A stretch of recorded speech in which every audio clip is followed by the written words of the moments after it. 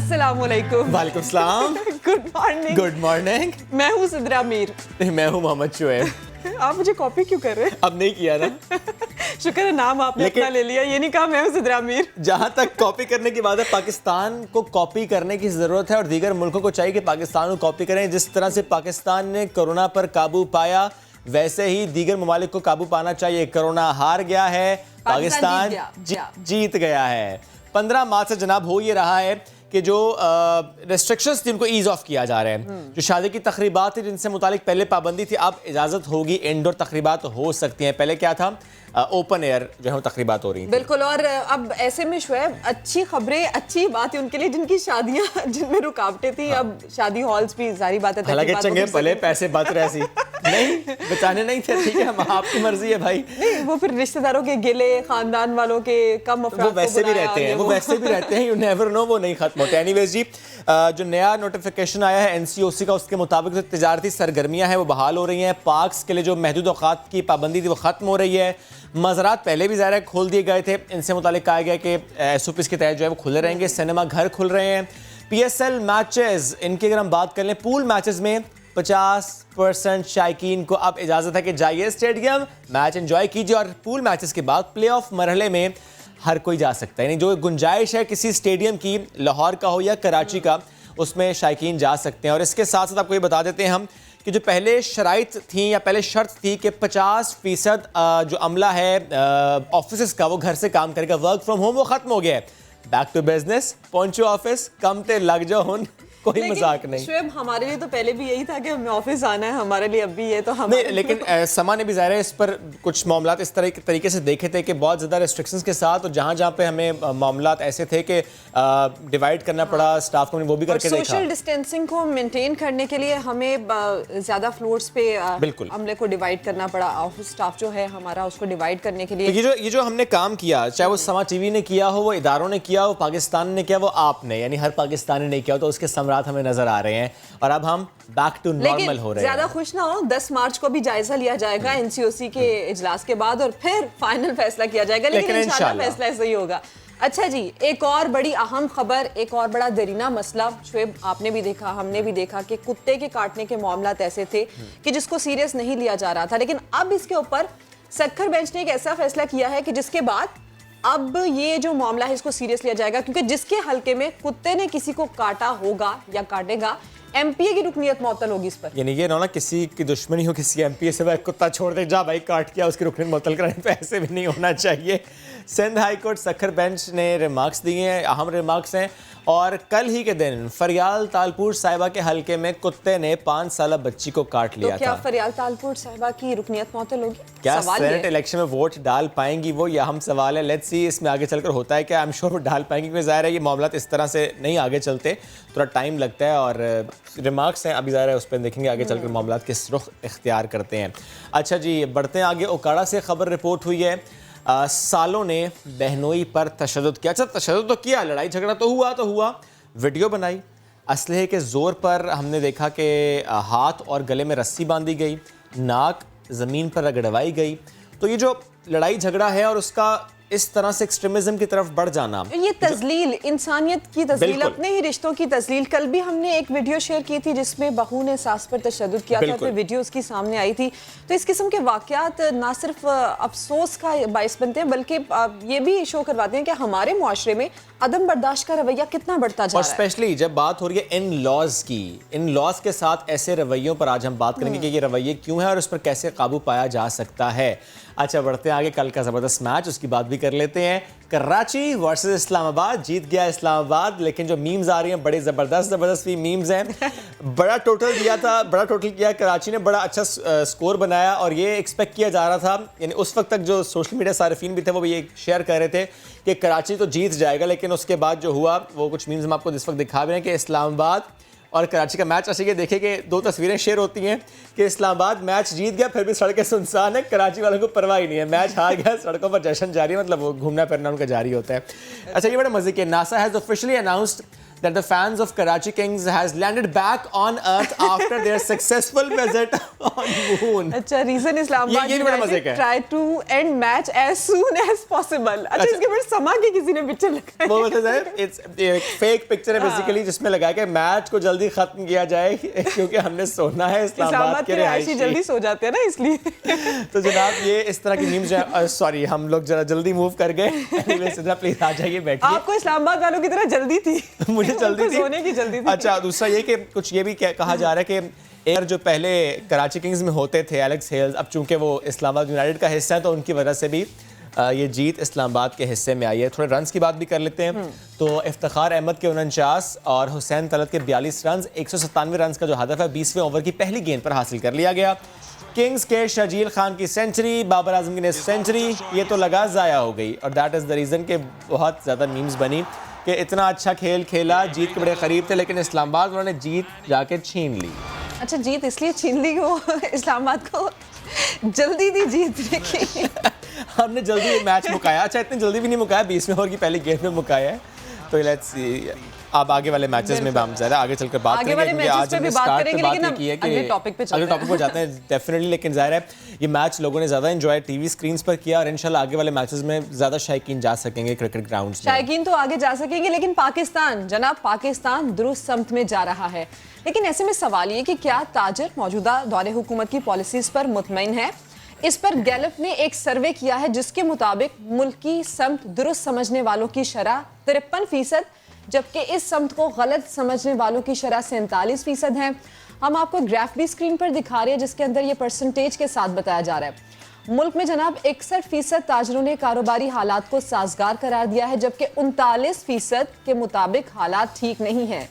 सर्वे में 400 से ज्यादा कारोबारी शोबों की आरा को भी शामिल किया गया है। तो ये गैलप का सर्वे जो कि ये बताता है कि 60% ताजर बरादरी हालात को साजगार करार दे रहे हैं मौजूदा हुकूमत में, और इसके साथ साथ 39% ऐसे हैं कि जिन्होंने मुतमईन ना होने का इजहार किया है। इसी सर्वे से मुतालिक हम मजीद बात करेंगे। बिलाल गिलानी साहब ने हमें ज्वाइन किया, executive director Gallup Pakistan. Good morning and welcome to the show sir, कैसे हैं आप?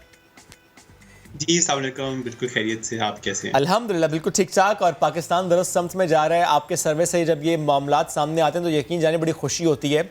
Very positive news and very positive vibe. Sir आप शेयर कीजिएगा जो इसमें राय ली गई, क्या कहना ये चाहिए, वो जो साइज ऑफ पॉपुलेशन कितनी ज़्यादा लोगों से राय ली गई थी? जी बिल्कुल। अब हमारा ये था ना, क्योंकि आम आवाम से भी राय ले, हमने सोचा कि जो कारोबारी हल्का है मुल्क में उसको भी उसकी राय जांचने का, वो कैसा महसूस कर रहे हैं, फ्यूचर को कैसा देखते हैं, हालात अभी जो हैं उनको कैसे देखते हैं। हमने एक सर्वे डिज़ाइन किया। इस सर्वे में तकरीबन 400 बिजनेसेस जो कि पूरे मुल्क में फैले हुए थे, चारों सूबों के थे, मुख्तलिफ साइजेस के थे, छोटे कारोबारी भी हैं, बड़े कारोबारी भी हैं, मैन्युफैक्चरिंग, सर्विसेज, ट्रेड, यहाँ से हमने पिक किए।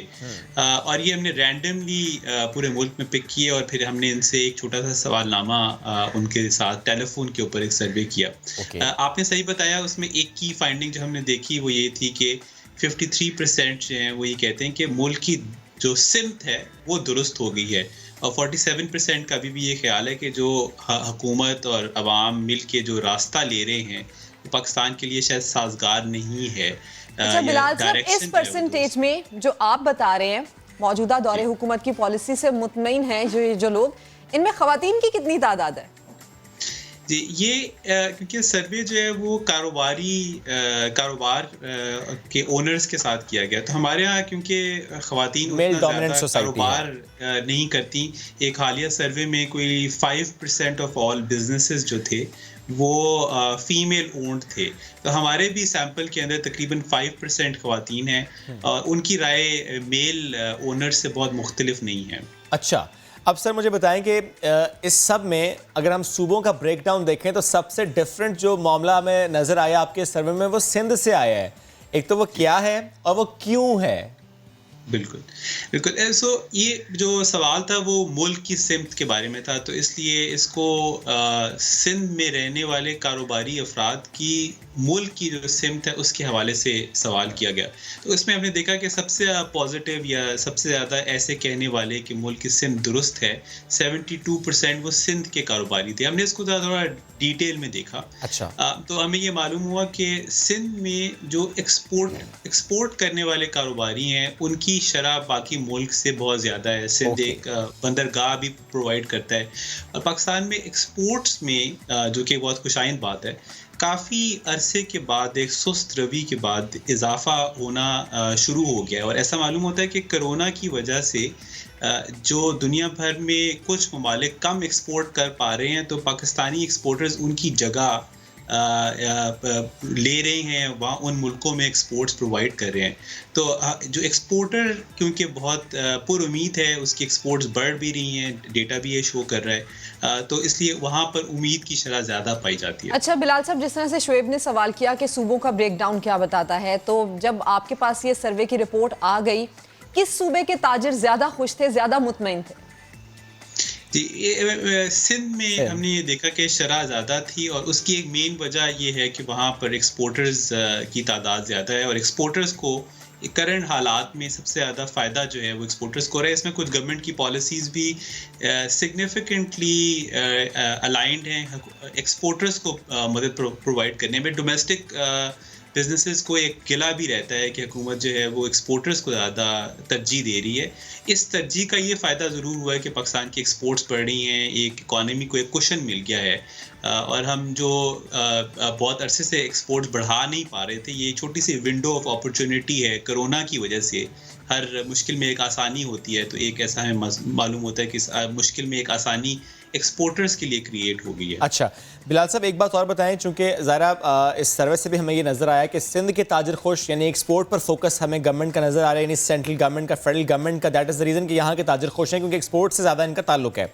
लेकिन चूंकि बाकी सूबे, स्पेशली अगर हम KP और पंजाब की बात करें, वहाँ पर तो PTI की गवर्नमेंट है, लेकिन वहाँ के ताजिर उतने खुश नहीं जितने सिंध के ताजिर खुश हैं। तो सर, आपके सर्वे में जो ताजिर खुश नहीं थे, उनके जवाबात से मालूम क्या हुआ कि गवर्नमेंट का कहाँ पर मामला जो है वो ठीक तरीके से नहीं लेकर चल रही, कि वो ताजिर खुश नहीं है पंजाब के और KP के? जी, इस पे एक हमने इस दफ़ा एक सवाल किया कि आपको 12 महीने में अपना जायज़ काम निकलवाने के लिए रिश्वत देनी पड़ी। तो तकरीबन 40% कारोबारी हजरात ने हमें ये कहा कि पिछले 12 महीने में उन्होंने खुद रिश्वत दी। तो हमारा ये ख्याल है कि रिश्वत एक बहुत बड़ा हर्डल है इकॉनमी को और बिजनेसेस को हेल्प प्रोवाइड करने में। सर, ये जो रिश्वत वाला मामला रिपोर्ट हुआ, इसमें सबसे ज्यादा कहाँ के ताजिरों ने कहा, किस सूबे के ताजिरों ने कहा कि वहां पर सबसे ज्यादा रिश्वत देनी पड़ी? जी, ये अनफॉर्चुनेटली KP और बलूचिस्तान में ये शरह जो है वो सबसे ज़्यादा पाई गई। वहाँ पर तकरीबन 50% कारोबारी हज़रात ने कहा कि उन्होंने रिश्वत दी है। और पंजाब और सिंध? पंजाब और सिंध में ये तकरीबन 35% के करीब थी, तो इस शरह वहाँ कम पाई गई। एक करप्शन, रिश्वत, ब्राइबरी, ये एक मसला है, मगर उससे बड़ा मसला सबसे जो हमने सवाल किया कि हुकूमत आपके लिए क्या कर सकती है, तो उन्होंने हमें ये कहा कि मुल्क में इन्फ्लेशन, अफरात ज़र जो है वो क्योंकि इतनी ज़्यादा हो गई है कि जो हमारे गाहक हैं उनके लिए हमारा सामान ख़रीदना नामुमकिन हो गया है। तो अगर कोई शख्स कपड़ा बेच रहा था, तो अब जो कपड़ा ख़रीदने वाले हैं अगर उनकी सतत ना हो ख़रीदने की, तो हम कैसे पाएंगे? तो 33% ने हमें ये कहा कि हुकूमत अगर कुछ कर सकती है हमारे लिए, तो वो अफरात ज़र में, इन्फ्लेशन में कमी लाए ताकि लोग हमारी चीज़ें ख़रीद सकें। इसके अलावा लोगों ने जो मेंशन किया वो गवर्नमेंट की अपनी रेगुलेशंस हैं। उन्होंने कहा कि गवर्नमेंट के इदारे हमें तंग करते हैं, टैक्सेशन की शरह जो है वो इतनी ज़्यादा है कि हमारे पास उसके बाद कुछ खर्च करने के लिए रह ही नहीं जाता, हुकूमत सारा हमारा मुनाफा साथ ले जाती है। तो ये 3 मेजर इश्यूज जो उन्होंने हमें पॉइंट आउट किए, इन्फ्लेशन, गवर्नमेंट रेगुलेशंस के कारोबार करने अच्छा बिलाल साहब, ये कवानीन अप्लाई हो जाते हैं। पॉइंट्स, ये इश्यूज जो इस सर्वे के बाद सामने आए हैं, ये कहा जा सकता है कि इंपोर्ट एक्सपोर्ट में जो हुकूमती पॉलिसीज हैं अब उनको मजीद बेहतर करने के लिए बड़ा सूदमंद सर्वे साबित होगा और इस पर हुकूमत अब काम भी करेगी, ये कहा जा सकता है? बिल्कुल आई थिंक हम एक सिल्वर लाइनिंग नज़र आई है, हुकूमत मज़ीद इस डायरेक्शन में बिल्डअप कर सकती है एक्सपोर्टर्स को फैसिलिटेट करने में। मगर हम साथ साथ ये भी बताना चाहते हैं, ये जो इश्यूज़ को हाईलाइट करके, कि डोमेस्टिक इकॉनमी भी बहुत ज़रूरी है। एक्सपोर्टर्स हमारे लिए ज़रूरी है, मगर डोमेस्टिक इकॉनमी का जो इम्पेक्ट है आम आदमी के लिए एक एम्प्लॉइज़ के तौर पे वो सिग्निफिकेंटली लार्जर है एक्सपोर्टर्स। तो एक्सपोर्ट में कामयाबी हुई है, हुकूमत जो है वो अगर डोमेस्टिक इकॉनमी पे भी इससे सिमिलर एक्टिविटीज़ करे तो इंशाल्लाह यहाँ पर भी हम उम्मीद रखते हैं कि बेहतरी आएगी। ठीक सर, पाकिस्तान दुरुस्त समत में जा रही है, हमें नज़र आया आपके सर्वे से, लेकिन चूंकि इसमें सिर्फ और सिर्फ सवाल ताजिर बिरादरी से हुआ है, इसलिए मैं पूछता हूँ कि क्या ऐसा कोई सर्वे हुआ है या हो रहा है या प्लान है कि जो ऑफिस गोइंग लोग हैं, जो जॉब में जाने वाले लोग हैं, उनसे भी पूछा जाए कि वो क्या समझते हैं, उनकी राय क्या है, गवर्नमेंट पॉलिसीज़ को वो किस तरह से देखते हैं? जी, हमने आम पाकिस्तानियों से भी ये सवाल अच्छा। कुछ अर्से पहले किया। उसमें जो राय हमें पाई गई वो इससे थोड़ी सी मनफी थी। सो अच्छा। यहाँ हम 53% कह रहे हैं कि जो कि मेजॉरिटी हैं वो कह रहे हैं कि मुल्क सही सिमत में जा रहा है। जो आम पाकिस्तानियों ने सर्वे किया गया उसमें कोई ये शरह 40% के करीब थी और 60% कह रहे थे कि मुल्क दुरुस्त सिमत में नहीं जा रहा। एक और जो आपने एम्प्लॉइज़ के हवाले से बात की, जो लोग मुलाजमत करते हैं, हमने इस सर्वे में जो कारोबारी हजरात का था उनसे हमने ये भी पूछा कि क्या आपके पास इस वक्त जो मुलाजमीन की तादाद मौजूद है वो कोरोना से पहले जो मुलाजमीन की शरह थी या आबादी थी आपके पास उससे कम है या ज़्यादा है? तो तकरीबन 50% बिजनेसेस ने हमें कहा कि उनके पास इस वक्त जो मुलाजमीन है वो 50% लेस हैं। सर यानी मैं इससे समझूं, आपके इस पॉइंट से समझूं कि कोरोना की वजह से पाकिस्तानी जो है वो 50% जॉब्स उनकी चली गई। 50% वो पाकिस्तानी जो जॉब करते थे, कॉर्पोरेट सेक्टर में थे, किसी और ऑफिस में थे, एम्प्लॉइज थे, उनकी जॉब गई है 50% पाकिस्तानियों की। ये हमें ऐसा ही मालूम होता है। जो एक इकॉनमी में डिस्टॉर्शन है कि जो कारोबारी हजरात हैं शायद वो इस सारी मुश्किल में से निकलते हुए नज़र आ रहे हैं, मगर जो लोग मुलाजमत करते थे या बहुत छोटे कारोबारी थे, कहीं ऐसा ना हो कि ये इस मुश्किल के बाद वो बड़े कारोबारी तो निकल जाएं मगर छोटे कारोबारी और मुलाजमत पेशा लोग जो हैं वो पीछे रह जाएं। ये भी एक नुक्ता फ़िक्र है जो हम चाहते हैं कि हुकूमत इस पे देखे। बिलाल साहब, लास्टली ये बताइएगा कि आपने बताया कि जो एक आम पाकिस्तानी है, कॉमन मैन है, उनकी सेटिस्फेक्शन की परसेंटेज 40% आई है। क्या की वजह हो सकती है महंगाई और बेरोजगारी? क्योंकि ये दो बड़े मसाइल हैं एक आम पाकिस्तानी के। जी बिल्कुल। इस जो हम जब लोगों से ये राय लेते हैं कि आपके ख्याल से आप पाकिस्तान का सबसे बड़ा मसला क्या है, तो आपने बिल्कुल राइटली पॉइंट आउट किया कि सबसे बड़ा मसला लोग कहते हैं कि इन्फ्लेशन है, बिल्कुल, और दूसरा सबसे बड़ा मसला जो है वो बेरोजगारी है। इस हुकूमत में भी आता रहे और बाकी तमाम हुकूमतों में भी आता रहे। तो अगर हुकूमत कुछ कर सकती है तो इन दो सेक्टर्स पे करें, इन दो सेक्टर्स पे फोकस करें। ये मुस्तकिल अवाम की एक डिमांड है हुकूमतों से, इस हुकूमत से नहीं बल्कि तमाम हुकूमतों से। ये हमेशा से हुकूमतों के लिए बड़ा चैलेंज रहा है, इन्फ्लेशन और बेरोजगारी। Thank you very much Bilal Gilani sahab, साथ मौजूद सर्विस से मुतालिक हमसे गुफ्तगू कर रहे थे। बढ़ते हैं आगे, लेकर चलते हैं स्वात के इलाके बहरीन में एक नौजवान ने अपनी जान की परवाह किए बगैर दरिया स्वात में रस्सी से उतरकर कबूतर की जान बचाई। और रोजाना की बुनियाद पर अपने शो में जब हम बात करते हैं ऐसी ही किसी इंसानियत की मिसाल की तो बड़ा अच्छा महसूस होता है। इस फुटेज में आप देख सकते हैं कि कितना दुश्वार ये रास्ता है। अपनी जान के इस शख्स को परवाह नहीं है। शफीउल्लाह साहब इनका नाम है। 27 साल ये नौजवान हैं जो कि अपनी जान पर खतरे में डालकर एक रस्सी सिर्फ इन्होंने खुद के साथ बांधी और वे कबूतर को बचा रहे हैं। कबूतर की जान बचाई है। जनाब सैयद शहाबुद्दीन ने इनसे मुलाकात की तो आपको दिखाते हैं। गुज़िश्ता रोज़ इसी पहाड़ी से एक कबूतर दरियाई स्वात में गिरा तो यहाँ के एक बासी शफीउल्लाह ने उसको ज़िंदा बचाया अपनी जान की परवाह किए बगैर। अगर कैमरामैन आपको दिखा सके तो ये पहाड़ी है और इसी पहाड़ी में जगह जगह जो है कबूतरों का बसेरा है। यहाँ पे कबूतर आबाद है और वो सामने जो भारी पत्थर नज़र आ रहा है, इसी से रस्सी से नीचे जाकर शफीउल्लाह ने पानी में फंसे हुए एक कबूतर को बचाया। शफीउल्लाह हमारे साथ मौजूद है। किस जज्बे के तहत उसने अपनी जान को ख़तरे में डाला और कबूतर को बचाया? शफीउल्लाह बताएगा कि आजकल के ज़माने में लोग जो हैं खुद को बचाने की कोशिश करते हैं। आपने एक कबूतर को बचाने के लिए अपनी जान जो है वो ख़तरे में डाली। अल्हम्दुलिल्लाह, मैं जब कल मस्जिद से आया ज़ोहर का नमाज़ पढ़ के, तो मैंने कहा बाज़ार जाऊँ, साथियों से मुलाकात करूँ। तो मैं जब यहाँ इस पुल तक पहुँचा तो मैंने देखा तो लोग तमाशा कर रहे थे, बहुत लोग थे। तो सामने पानी के उस नदी के किनारे में एक कबूतर थी जो बीमार होकर नीचे गिर गई थी ज़ख्मी होके। तो लोग तमाशा कर रहे थे। मैंने कहा एक साथी इधर उसके पास अक्सर नदी में या इंसान गिरा या और कोई चीज़ तो उसकी सहूलत के लिए रस्सी वगैरह चीज़ें वो रखता है। तो मैंने उससे पूछा कि भाई आपके पास रस्सी है तो मुझे बताओ कि वहाँ कोई ज़रूरत है उसकी। तो उसने कहा हाँ रस्सी मेरे पास है। उसने रस्सी दे दिया तो कुछ साथी भी मेरे साथ आ गए।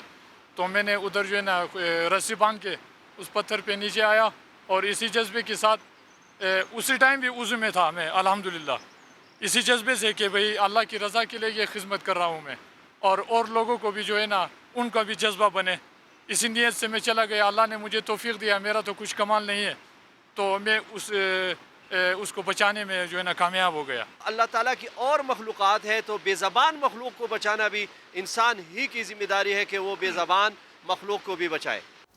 तो जनाब सैयद शहाबुद्दीन ने हमें जिस शख्सियत से मिलवाया, जिस शख्सियत को दिखाया, एक जानिब मुआशरे के अंदर मिसाल बनने वाले ये लोग हैं, दूसरी जानिब मुआशरे में ऐसे भी लोग हैं जो कि मुआशरे में एक ऐसा धब्बा बनते जा रहे हैं जो कि हमारा अच्छा इमेज नहीं शो करते हैं। अदम बर्दाश्त का ये रवैया लोगों की जानिब से इतना बढ़ता जा रहा है कि ऐसी बुनियाद पर बनने वाली खबरें न सिर्फ हमारे लिए अफसोस का बायस हैं बल्कि जो लोग देखते हैं टीवी पर खबरें उनको भी अफसोस होता है कि ये हमारे मुआशरे में हो क्या रहा है।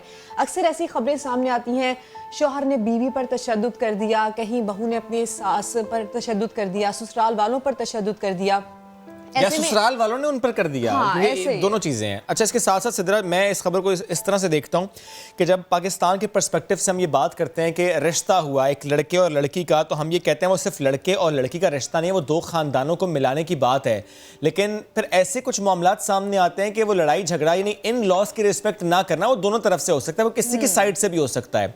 तो ये मामला क्यों है, हम कहाँ पर गलती कर रहे हैं, इन लॉज के साथ ये रवैया क्यों है, वो चाहे एक मर्द है वो चाहे एक औरत है, ये रवैया क्यों है?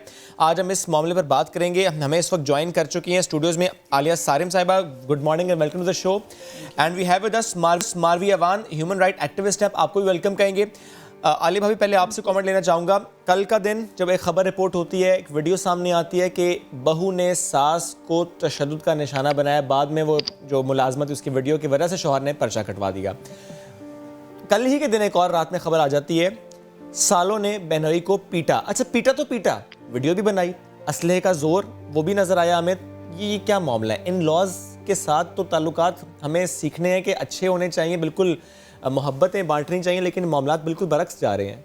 हमारे माशरे में एज अ होल हमें लग रहा है कि एंजाइटी डिप्रेशन बहुत ज़्यादा बढ़ा हुआ है और मुझे उसकी वजह सिर्फ एक ही नज़र आती है, सिस्टम की कमी। हमारे लोगों में कोई कमी नहीं है और थोड़ा सा जो हम जज्बाती हैं ना, हम अपनी जज्बातियत में उसका इजहार पॉजिटिव नहीं कर पाते हैं। और इन लॉज के बारे में जो नेगेटिविटी लड़की के जहन में शादी से पहले ही डाल दी जाती है, इसको यूं कंट्रोल करना है, इसको यूं करना है, माँ सिर्फ तुम्हारी माँ है, वो माँ तुम्हारी माँ नहीं है, ये जो कॉन्सेप्ट डाले जाते हैं ये इंतहाई गलत कॉन्सेप्ट्स हैं। आप गैर से रिश्ता बना लेते हैं तो वो बेहतरीन रिश्ता बन जाता है। तो ये तो वो रिश्ते हैं जो कुरान और सुन्नत के हवाले से आपके रिश्ते बने हुए हैं। और मैं सास के हवाले से, अब आजकल की दुनिया बहुत ज़्यादा प्रैक्टिकल है, मेरी बच्चियाँ बहुत ज़्यादा प्रैक्टिकल हैं, तो अगर मैं उनको एक प्रैक्टिकल अप्रोच भी दूँ और मैं उनसे कहूँ ठीक है वो तुम्हारी माँ नहीं है, सिर्फ बच्चे कहती हैं जिसने जन्म दिया वही हमारी माँ है, ठीक है आपकी सास आपकी माँ नहीं है, फिर भी वो एक बुजुर्ग हैं, बिल्कुल ठीक है, फिर भी वो आपके शौहर की माँ हैं। अगर आप उस शौहर की नेकियों से, अच्छाइयों से, इवन कमाई से भी आप ऐश कर रही हैं तो उस बच्चे को उस हाल तक लाने में, पहुंचाने में, उस मकाम पर उस माँ का हाथ है। आप कैसे उसके साथ ये कर सकती हैं? आपको तो उसको गले लगाना चाहिए, प्यार करना चाहिए, जिसने एक अच्छी नस्ल पाल कर आपको दी। फिर औरत तो औरत के खिलाफ कभी भी ना जाए, क्योंकि आज वो माँ है, कल आप माँ होंगी। जिस घर में दादी पिटती है बहू के हाथ, उस घर में वो बहू भी जरूर पिटेगी अपनी औलाद के हाथ। औलाद वो नहीं सुनती जो आप नसीहत करते हैं, औलाद सिर्फ वो समझती है जो जो आप उसे देखती करके है। दिखाते हैं। आप अगर वो एक जो किस्सा है हम सुनते हैं लेकिन उनको बार बार रिपीट करना चाहिए कि जिसने दादी को दिया था नौकर के कमरे में भेज के कि इसको आधा कंबल दे दो, तो उसी का आधा हिस्सा उस बच्चे ने माँ के लिए भी रखा था कि माँ जब आप उस उम्र में वहाँ जाएंगी तो आपको भी देंगे हम। और जब हम ये समझते हैं ये नाकारा हो गए, माँ जिंदगी में कभी नाकारा होती नहीं है, बल्कि माँ तो वो है कि जिंदगानी के सफ़र में गर्दिशों की धूप में जब कोई साया नहीं मिलता तो याद आती है माँ। आप जब उस माँ को इतने जूते मार लेंगे, जब आप उस माँ को इतना उसका बुरा हश्र कर देंगे, माँ बद्दुआ तो नहीं देती। ये तो मेरा बिल्कुल। ईमान है, माँ बद्दुआ नहीं देती, शेल्टर होम पहुँच के भी बद्दुआ नहीं देती। लेकिन जब उस माँ का जब अल्लाह ये सब देख रहा होता है तो अल्लाह ज़रूर घुमा के वो चीज़ आप तक पहुंचाता है। और माँ की दुआ से ना मैंने उन लोगों को जो दुनियावी एतबार से कुछ भी नहीं होते वो कहीं से कहीं पहुंच जाते हैं। और वो माएँ जो ये कहती हैं कि हमारे बगैर तुम नहीं चल सकते, और औलाद कहती है अच्छा खाना तो हम इनको खिलाते हैं, कपड़े तो हम इनके बदलाते हैं, तो क्या होगा? उनके मरने के बाद मैंने औलादों को तबाह और बर्बाद होते देखा क्योंकि वो अपनी माँ की दुआ से आगे बढ़ रहे थे। बिल्कुल। आलिया भाभी, वो कुछ अर्सा पहले का ही वाक़या है कि एक बेटे ने अपनी माँ को तशद्दुद का निशाना बनाया, बहन ने वीडियो बना ली, उस बेटे के खिलाफ पुलिस ने कार्रवाई की, तो उस माँ का ये कहना था कि मेरे बेटे के खिलाफ कार्रवाई ना करो। माँ ने माफ कर दिया था। माँ ने माफ कर दिया था। Marvi, is this the only reason depression and anxiety, या फिर कोई और भी वजह है? ग्रोन अप जो सिस्टम है घरों के अंदर, बच्चे जब बड़े होते हैं स्टार्ट से ही उनकी ये ट्रेनिंग नहीं की जाती कि दूसरों की इज्जत कैसे करनी है, दूसरों के साथ कैसा रवैया रखना है। फिर उसके बाद ये जो ताकत का शो ऑफ करना, वीडियो बनाना, वायरल करना, ये क्या जाहिर करता है, क्या शो करना चाहते हैं हम? हम जब जर्नली देख रहे होते हैं तो हम यही सुनते हैं कि जी सास बहू पे जुल्म करती है। इस चीज़ को इतना ज़्यादा, इस नॉर्म को, इस बिलीव को इतना ज़्यादा स्ट्रॉन्ग कर दिया गया है कि ये जब प्रैक्टिस दूसरी तरफ से हो रही होती है तो इसको एज सच इतना सीरियस नहीं लिया जाता।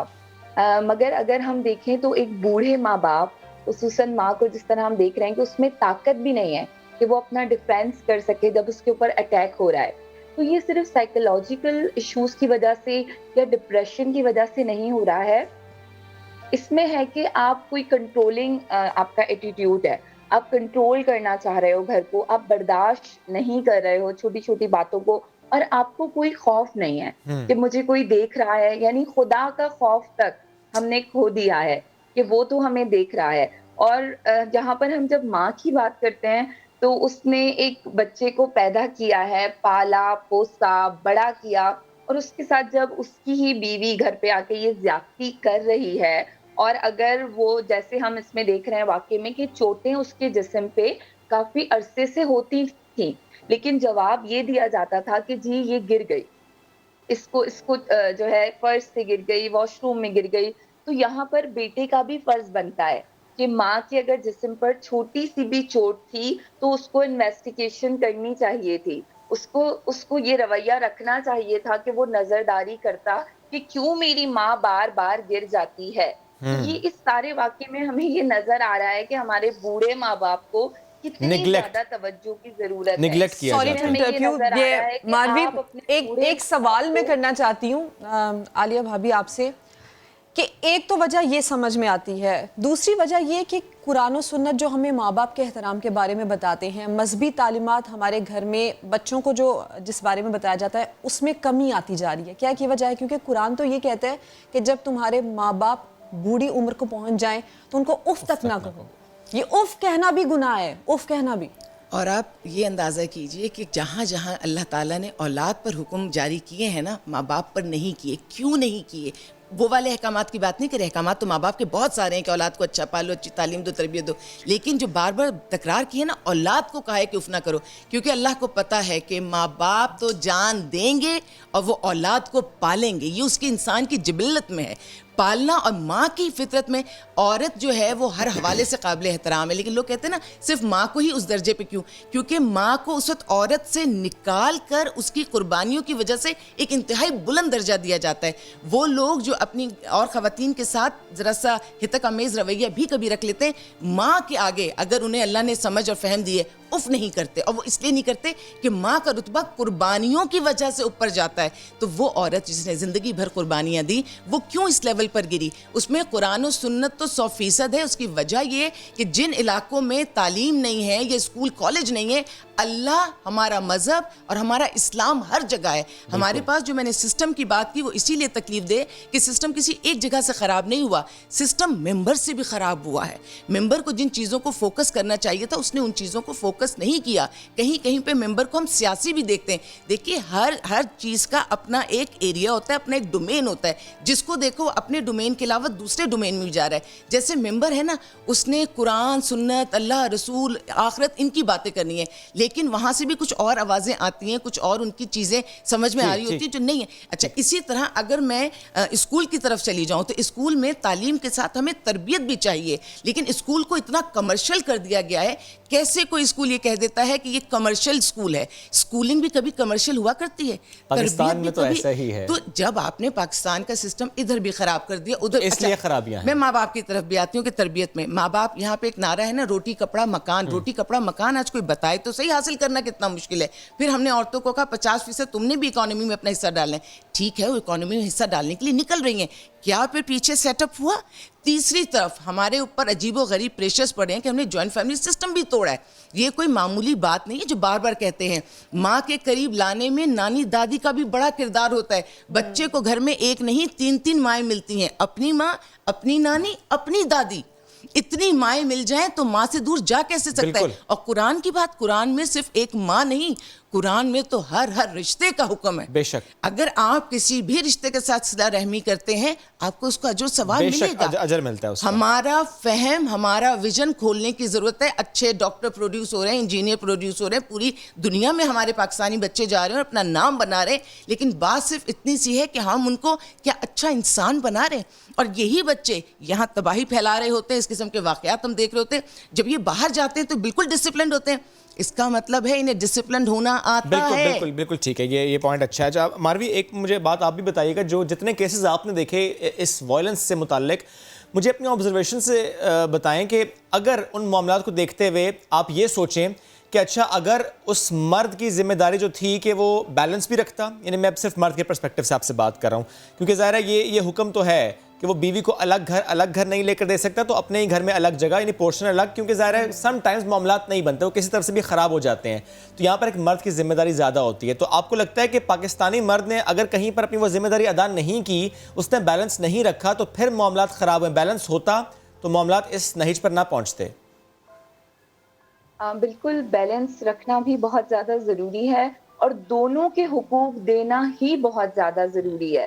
आप साथ रहें अपने वालिदैन के, तो इससे बेहतरीन और क्या बात हो सकती है।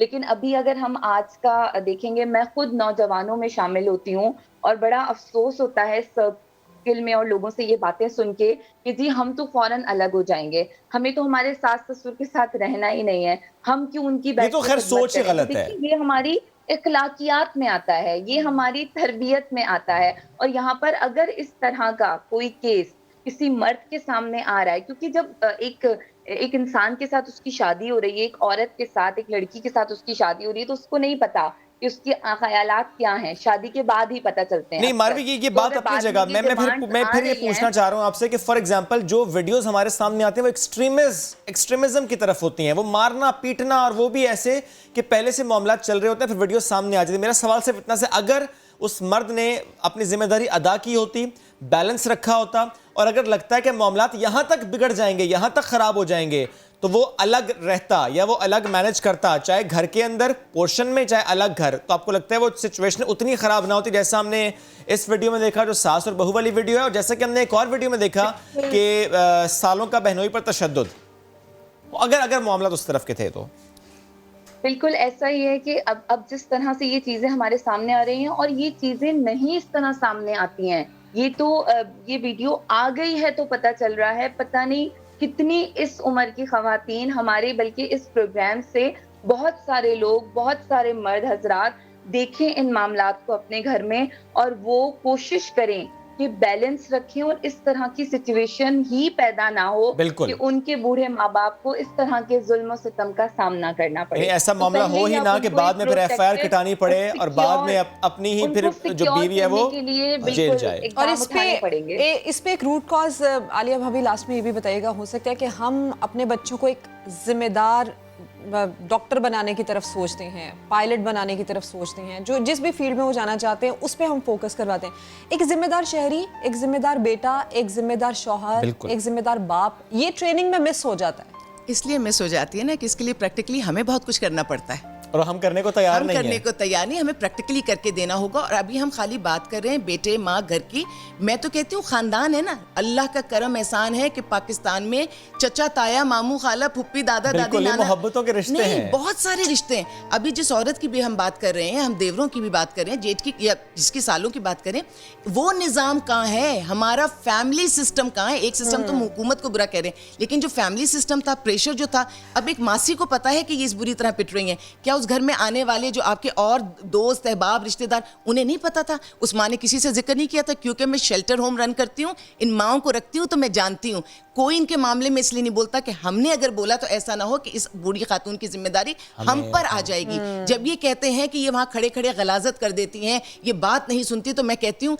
जब मेरे इदारे में आती हैं तो मैं भी तो उन चीज़ों को साफ कर लेती हूँ। और यकीन जानिए उनकी सारी चीज़ें साफ करके उनकी बातें सुन के सुकून मिलता है। क्या सोच के सुकून मिलता है कि हमारी वजह से किसी बुजुर्ग की जिंदगी के 2 दिन 4 घंटे अच्छे गुजर गए। हमारे अंदर वो इंसानियत वाली फीलिंग क्यों नहीं आती? लेकिन फिर मैं कहूँगी इंसानियत वाली फीलिंग हम में है, बहुत है, उसकी प्रैक्टिस नहीं करवाई जा रही। हम जिन चीज़ों में लगे हुए हैं, आज आप एक बेहतरीन से बेहतरीन घर में चले जाएं, बच्चा जवान सब मोबाइल पे लगे, कोई एक दूसरे से बात ही नहीं कर रहा। आने वाले साल, आज के साल से अल्लाह जिंदगी दे, अगर हम इसी फोरम पे बैठते रहे तो यकीन जानिए अगर मोबाइल फोन से जान नहीं छुड़ाई, अच्छी इजाद है, इसको पॉजिटिव इस्तेमाल करें। ये रिश्ते संभालना समेटना मुश्किल हो जाएंगे। रिश्तों को वक्त दीजिए, सिर्फ पैसा नहीं दीजिए। रिश्तों को वक्त दीजिए, सिर्फ पैसा नहीं। बहुत खूबसूरत बात आलिया भाभी, थैंक यू वेरी मच। साथ मौजूद थी आप, मारवी आपका बेहद शुक्रिया, साथ मौजूद थी आप। और बड़ी प्यारी बात आलिया भाभी ने आखिर में की कि रिश्तों को वक्त देना बहुत ज़्यादा ज़रूरी है और प्रैक्टिकलिटी ज़ाहिर है, प्रैक्टिस करेंगे तो हमारे ही बच्चे वो सीख पाएंगे और आगे चलकर इंशाल्लाह मामलात बेहतर हो जाएंगे। आगे चलकर अहम खबर भी शामिल करते हैं। सिंध हाई कोर्ट में लापता अफराद से मुतालिक केस की समाअत जारी है और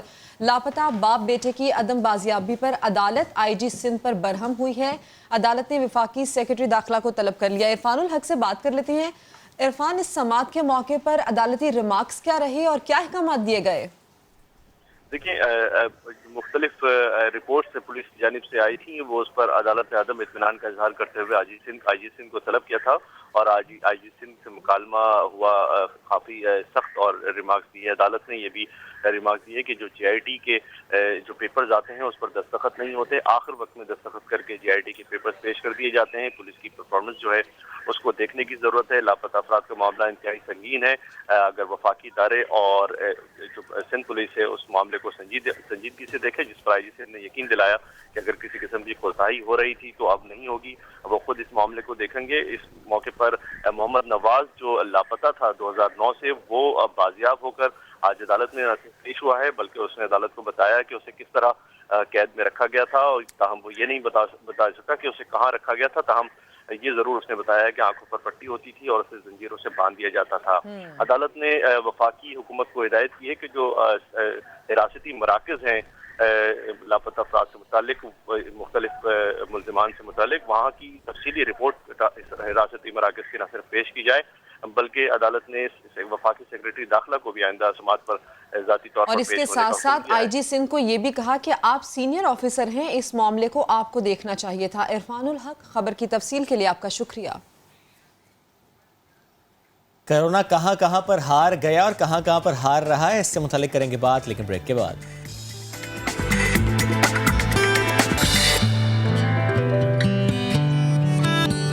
कोरोना हार रहा है मुसलसल, पाकिस्तान जीत रहा है मुसलसल। कोरोना वबा के दौरान जो लगाई गई पाबंदियां थी, अब उसमें आ रही है नरमी।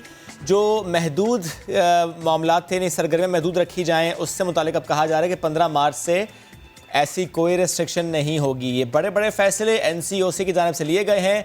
तिजारती सरगर्मियाँ हों या हों पार्क, जो पहले महदूद औकात के लिए खोले जाते थे, अब उन पर यह पाबंदी ख़त्म हो गई है। जो 50% स्टाफ से मुतालिक बात थी, वर्क फ्राम होम, वो ख़त्म हो गई है। इंडोर शादियों, इस पर पाबंदी ख़त्म हो गई है। PSL शायकीन के लिए सबसे बड़ी खुशखबरी ये है कि अब वो पूल मैचेस में 50% शायकीन जा सकेंगे और प्ले ऑफ मरहले में जनाब जितनी गुंजाइश स्टेडियम की उतने शायकीन जाएंगे और खूब वहाँ पर माहौल गरमाएंगे। वबा का जोर टूटा तो NCOC ने भी खुशखबरियां दे दी। कोरोना से पहले वाले मामूलात की बहाली का मरहला शुरू। इंडोर शादियों और इंडोर खानों पर आयत पाबंदी 15 मार्च से खत्म। शॉपिंग और सैर सपाटों के शौकीन भी खुश हो जाएं। तिजारती सरगर्मियों और पार्क्स के लिए महदूद औकात की बंदिश नहीं रहेगी। मज़ारात और सिनेमा घर भी 15 मार्च से खोल दिए जाएंगे। तो पूरी दुनिया में कोरोना केसेस में कमी हो रही है। WHO के मुताबिक गुज़श्ता हफ्ते आलमी सतह पर कोरोना वायरस से अमवात में 20% कमी हुई है, जबकि गुज़श्ता 6 हफ्तों से आलमी सतह पर कोरोना केसेस में कमी हो रही है। अगर गुज़श्ता हफ्ते आलमी सतह पर कोरोना वायरस के केसेस की बात की जाए तो 24 लाख केसेस रिपोर्ट हुए, जो पिछले हफ्ते के मुकाबले में 11% कम है। इसके अलावा कोरोना वायरस से अमवात की तादाद में भी कमी आई है। गुज़श्ता हफ्ते आलमी सतह पर कोरोना वायरस से तकरीबन 66,000 अमवात हुई हैं। इसी मामले पर बात करने के लिए VC health university Lahore professor Javed Akram साहब हमारे साथ मौजूद हैं। जावेद साहब, वेलकम टू द शो। शुक्रिया आपने वक्त दिया। सबसे एक तो अहम बात यह है कि ये कहा जा रहा है कि पूरी दुनिया में कोरोना केसेस की कमी हुई है। ना सिर्फ केसेस की, इसके साथ साथ बल्कि जो डेथ रेशो है वो भी कम हो रहा है। पाकिस्तान में कोरोना केसेस कम ना होने की उस तरह से जिस तरह से पूरी दुनिया में हो रहे हैं, क्या वजह हो सकती है कि पाकिस्तान में रेशो में उस तरह से कमी नहीं आ रही? बहुत शुक्रिया जी। देखें, एक तो जैसे हमें पता है कि दुनिया में तकरीबन 4 से 5 माह होने वाले हैं वैक्सीनेशन प्रोग्राम को, तो और बहुत सारे ममालिक अपने टारगेट से 50% पे पहुंच चुके हैं। जैसे यूरोप में और अमेरिका में भी तकरीबन उन्होंने 30% आबादी को कर चुके हैं। तो टारगेट तो हर कंट्री का ये होता है कि 75% आबादी वैक्सीनेट हो जाए जितनी जल्दी हो सके, ताकि लोकल ट्रांसमिशन फिर रुक जाती है और फिर केसेस में भी कमी आनी शुरू हो जाती है। और जैसे पाकिस्तान में हम 22 करोड़ से अल्हम्दुलिल्लाह ज़्यादा मुल्क हैं, तो हमारा टारगेट है 15.5 करोड़। तो अभी तो हमने ट्रायल्स कंक्लूड किए हैं और अभी सिर्फ हेल्थ केयर प्रोवाइडर्स को जो 500,000 डोजेज़ आई थी वो भी लग रही हैं। तो मेरा ख़्याल है कि एक तो बड़ी वजह ये हो सकती है। दूसरी बड़ी वजह ये हो सकती है कि दुनिया में थोड़ी सी मौसमी तब्दीली आ रही है और पाकिस्तान में भी आ रही है, लेकिन पाकिस्तान में उसका इम्पेक्ट इसलिए नहीं आ रहा कि हम देख रहे हैं कि पाकिस्तानी इस वक्त पेंडेमिक फटीग में मुब्तला हैं, जिसको हम कहते हैं जब ये लंबी बीमारी हो जाती है कोई भी, तो बहुत सारे वो कंट्रीज़ जो लो इनकम ग्रुप्स होते हैं और जिनमें एजुकेशन लेवल भी कम होता है, अवेयरनेस लेवल भी कम होता है, तो वो they give up on their SOPs like social distancing, mask का पहनना, हाथों का धोना।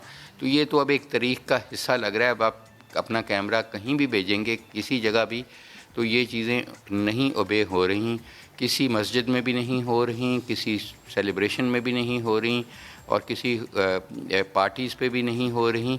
और मेरा ख़्याल है कि अगर आप देखें तो इस वक्त जो कि शरह हमारे पास थी इनके फॉलो होने की, जो कि 40 से 50% पे चली गई थी, इस वक्त 10% लोग अपनी ज़िंदगी को तब्दील करके ज़िंदा रह रहे हैं। अदरवाइज़ नियर नॉर्मल से लोग ज़्यादातर ये प्रिज्यूम कर रहे हैं कि अब ये ख़त्म हो गई या है ही नहीं या व्हाटएवर, या वो वल्नरेबल नहीं है। तो ये 90% लोगों ने छोड़ दिए हैं अपने ज़िंदगी को, जो तब्दील करना चाहिए था और करना रखना चाहिए था वो नहीं कर। ठीक सर, लेकिन फिर मुझे ज़रा समझाइएगा कि एक जने अगर आप ये कहते हैं कि SOPs को फॉलो नहीं किया जा रहा, लोग मास्क नहीं पहन रहे, फिजिकल डिस्टेंसिंग इंश्योर नहीं हो रही, पार्टीज़ और इवेंट्स वैसे के वैसे हो रहे हैं, सर क्या वजह है फिर कि हमने पाकिस्तान में 24 आवर्स में, विद इन 24 आवर्स 6-6 हज़ार, 6.5 हज़ार केसेस रिपोर्ट होते देखे हैं और आजकल सर 1000 केसेस रिपोर्ट हो रहे हैं। दैट स्टैट्स शोज कि पाकिस्तान में कोरोना कम हुआ है। फिर सर ये वजह क्या है, फिर ये केसेस कम कैसे हैं? देखें, ये जो डिज़ीज़ है हमें पता है, अब तकरीबन हमें साल से ज़्यादा हो गया पाकिस्तान में भी आए हुए, कि इसकी अप्स एंड डाउन्स आती रहती हैं, ये ख़त्म नहीं होती, इसकी ट्रांसमिशन ऊपर और नीचे होती है। और उसमें सबसे बड़ा एक फैक्टर मौसम का है, एक मौसम की तब्दीली का है। दूसरा जो फैक्टर है ज़्यादा वो ये है कि आप SOPs को कितना अमल दरामद करते हैं और कितना सोशल और फिजिकल डिस्टेंसिंग करते हैं, वो that is the most important. Sir लेकिन अगर मैं इन 2 फैक्टर्स को फोकस कर लूँ, जैसे SOPs वाले बात को भी और मौसम की बात को भी, SOPs आपने का फॉलो नहीं, और ज़ाहिर है हम भी देखते हैं कि फ्रॉम डे 1 सर पाकिस्तानियों ने SOPs को उस तरीके से अमल दरामद उस पर नहीं किया। सर मौसम की जहाँ तक बात है, जब मौसम गर्मी का आ रहा था तो उस वक्त कहा गया कि शायद कोरोना कंट्रोल हो जाएगा, लेकिन सर सर्दी के मौसम में तो फिर कहते हैं कि वायरल इन्फेक्शन ज़्यादा फैलते हैं, लेकिन सर फिर भी उस तरह नहीं फैला जिस तरह वेव 1 में फैला था।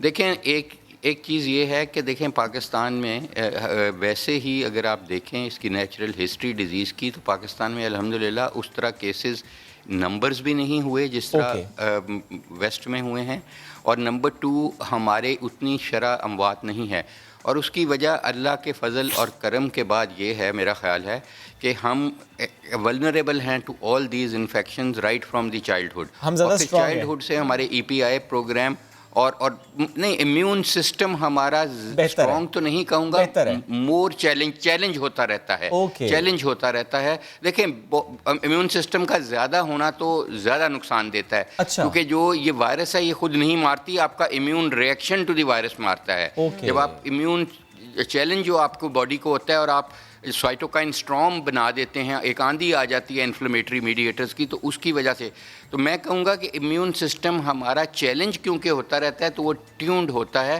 ख़ासकर T सेल मीडिएटेड इम्यूनिटी हमारे में है, और उसकी एक बड़ी वजह BCG वैक्सीनेशन भी देखी जा रही है। और इसीलिए हमने एक स्टडी कर रहे हैं जिसमें हम कह रहे हैं कि BCG वैक्सीनेशन दोबारा क्यों ना लगा दी जाए, अगर इतनी ये बेज़रर सी चीज़ है और इससे हमें फ़ायदा हो सकता है, तो ये this is an ongoing study. Sir ये पॉसिबल है जो आप स्टडी कर रहे हैं कि पाकिस्तान में BCG वैक्सीन फिर पूरी पॉपुलेशन को दोबारा से लगाई जाएगी? देखें, अभी तो हम एक पायलट कर रहे हैं छोटा सा, इसके रिजल्ट पे डिपेंड करेगा, क्योंकि BCG वैक्सीन देखें बच्चों को लगाने से बच्चों का इम्यून सिस्टम फ़र्क होता है, वो एक फ़र्क होता है। अगर अडल्ट्स को लगाएंगे शायद एक बात है कि वो रिजल्ट नहीं आए, ये क्योंकि T सेल मीडिएटेड इम्यूनिटी है, long term innate immunity determine करते हैं, तो हो सकता है जी अडल्ट्स में ना, तो इसीलिए हम कुछ 250 लोगों का ये ट्रायल कर रही हैं। तो इसके बाद जैसे ही मेरा ख्याल है 15 दिन या 1 महीने में ये रिज़ल्ट हम कंपाइल करेंगे, और अगर अच्छा होगा तो डेफिनेटली हम एक गाइडलाइंस बनाएंगे कि why not give BCG vaccination along with corona की वैक्सीन, तो अब लगनी ही चाहिए। कोरोना की वैक्सीन तो जैसे हमें पता है, और हमें उस तरफ तवज्जो अब देनी चाहिए कि जितनी जल्दी हम वैक्सीनेट कर लें अपने टारगेट को, जो कि इस वक्त 15.5 करोड़ का टारगेट है, हम ज़रा थोड़ा सा इस तरफ सुस्त रवि का शिकार हैं। यानी आपको भी लगता है कि इस मामले में वैक्सीन की ज़्यादा डोजेस जल्द से जल्द पाकिस्तान आनी चाहिए और मैक्सिमम पॉपुलेशन को लगनी चाहिए? सर एक बात मुझे और बता दीजिएगा सर, कोविड-19 जब पाकिस्तान में आया, शुरू में डर खौफ बहुत ज़्यादा था, ट्रैकिंग ट्रेसिंग पर काम बहुत ज़्यादा होता था, किसी एक को हुआ तो पूरी फैमिली के टेस्ट होना और जिस जिससे मिला उसका टेस्ट होना। अब ज़रा घबराहट ख़त्म हो गई, किसी एक को कोविड होता है तो वो चिल होता है, वो टेस्ट भी नहीं कराता, कहता हो गया ठीक है, आइसोलेट करता हूँ, अब सिम्टम्स हुए तो ट्रीट कर लूँगा।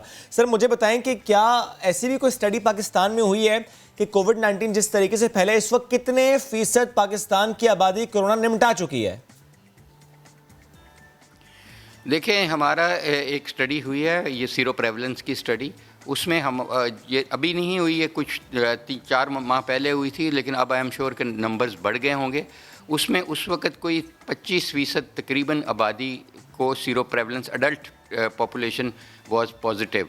तो प्रेवलेंस का मतलब ये है कि जरूरी नहीं बीमारी हुई हो, एक्सपोजर हुआ। एक्सपोजर सर, उसको देखते हुए, उस स्टडी को देखते हुए 3 महीने गुजर गए हैं, आपकी इसमें एक्सपर्ट राय क्या है? आपका अंदाजा क्या, इस वक्त पाकिस्तान की कितने फीसद आबादी को कोविड एक्सपोजर हो चुका होगा? मेरा ख्याल है कोई 30% या 35% होगी, लेकिन इससे फ़र्क नहीं पड़ता। समझने वाली चीज़ ये है कि उनको भी वैक्सीनेट करना पड़ेगा हमें। तो जो इम्यूनिटी आपके पास आती है बीमारी के बाद, जिसमें IgG होता है वो इम्यूनिटी बड़ी शॉर्ट लिव्ड होती है, और हमारे पास ऐसे केसेस भी आए हैं जिनको दूसरी और तीसरी दफा भी हुआ है। तीसरी बार सर पाकिस्तान में ऐसा कोई केस आया है जिसको तीसरी बार कोविड हुआ है? देखें, कम से कम 1 दर्जन केसेस तो मैंने ट्रीट किए हैं, बाकी तो आई एम श्योर कि इसका डाटा एज सच मेरा नहीं ख्याल किसी के पास है, लेकिन डेफिनेटली कम से कम हज़ारों में केसेस होंगे जिनको तीसरी दफ़ा भी हुआ है। दैट शोज कि कोविड एक बार हो, दो बार हो, तीसरी बार हो, वैक्सीनेशन जब स्टार्ट होगी तो सबको वैक्सीनेट करना जरूरी होगा। Thank you very much sir, साथ मौजूद थे आप। करनी है और वैक्सीनेशन जब हर शख्स के लिए अवेलेबल होगी तो वो लगवानी लाजमी, चाहे पहले कोविड हो चुका हो तब भी। Thank you very much sir. एक ब्रेक का वक्त हुआ है, ब्रेक लेते हैं, वापस आते हैं। स्टे विद अस।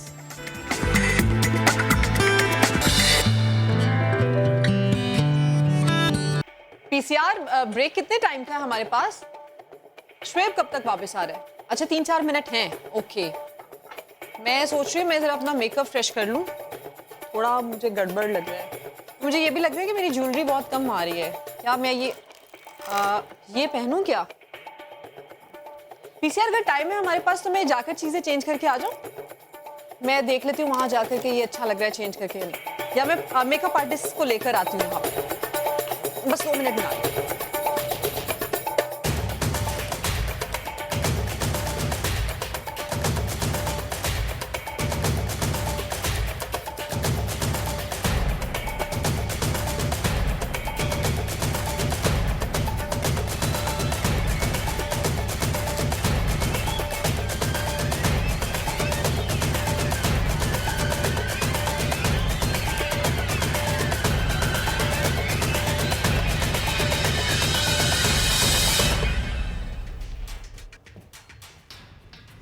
श्वेब अभी तक नहीं आए वापस।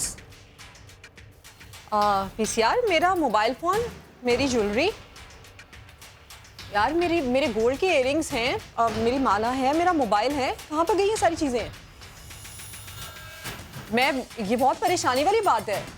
सिद्रा 15 पर कॉल करनी है आपको, चूंकि यहाँ पर हुई है चोरी।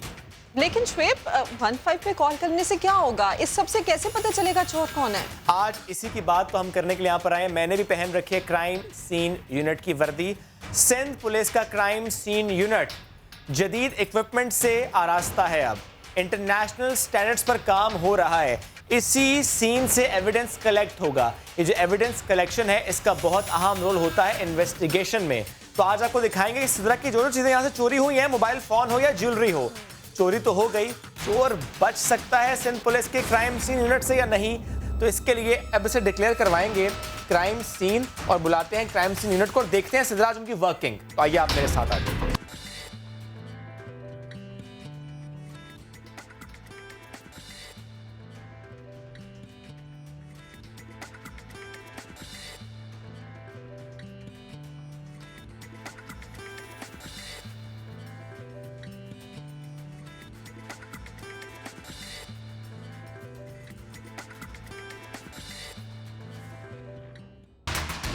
एविडेंस कलेक्ट कैसे होता है ये हमने आपको अभी दिखाया है। और चूंकि आज हम बात करें क्राइम सीन यूनिट की और मैं समझने की कोशिश कर रहा हूं, दैट इज द रीजन मैंने ये वर्दी पहन रखी है, ग्लव्स पहने, और जो किड्स यहाँ पर मौजूद हैं उनको और समझाने की कोशिश करते हैं।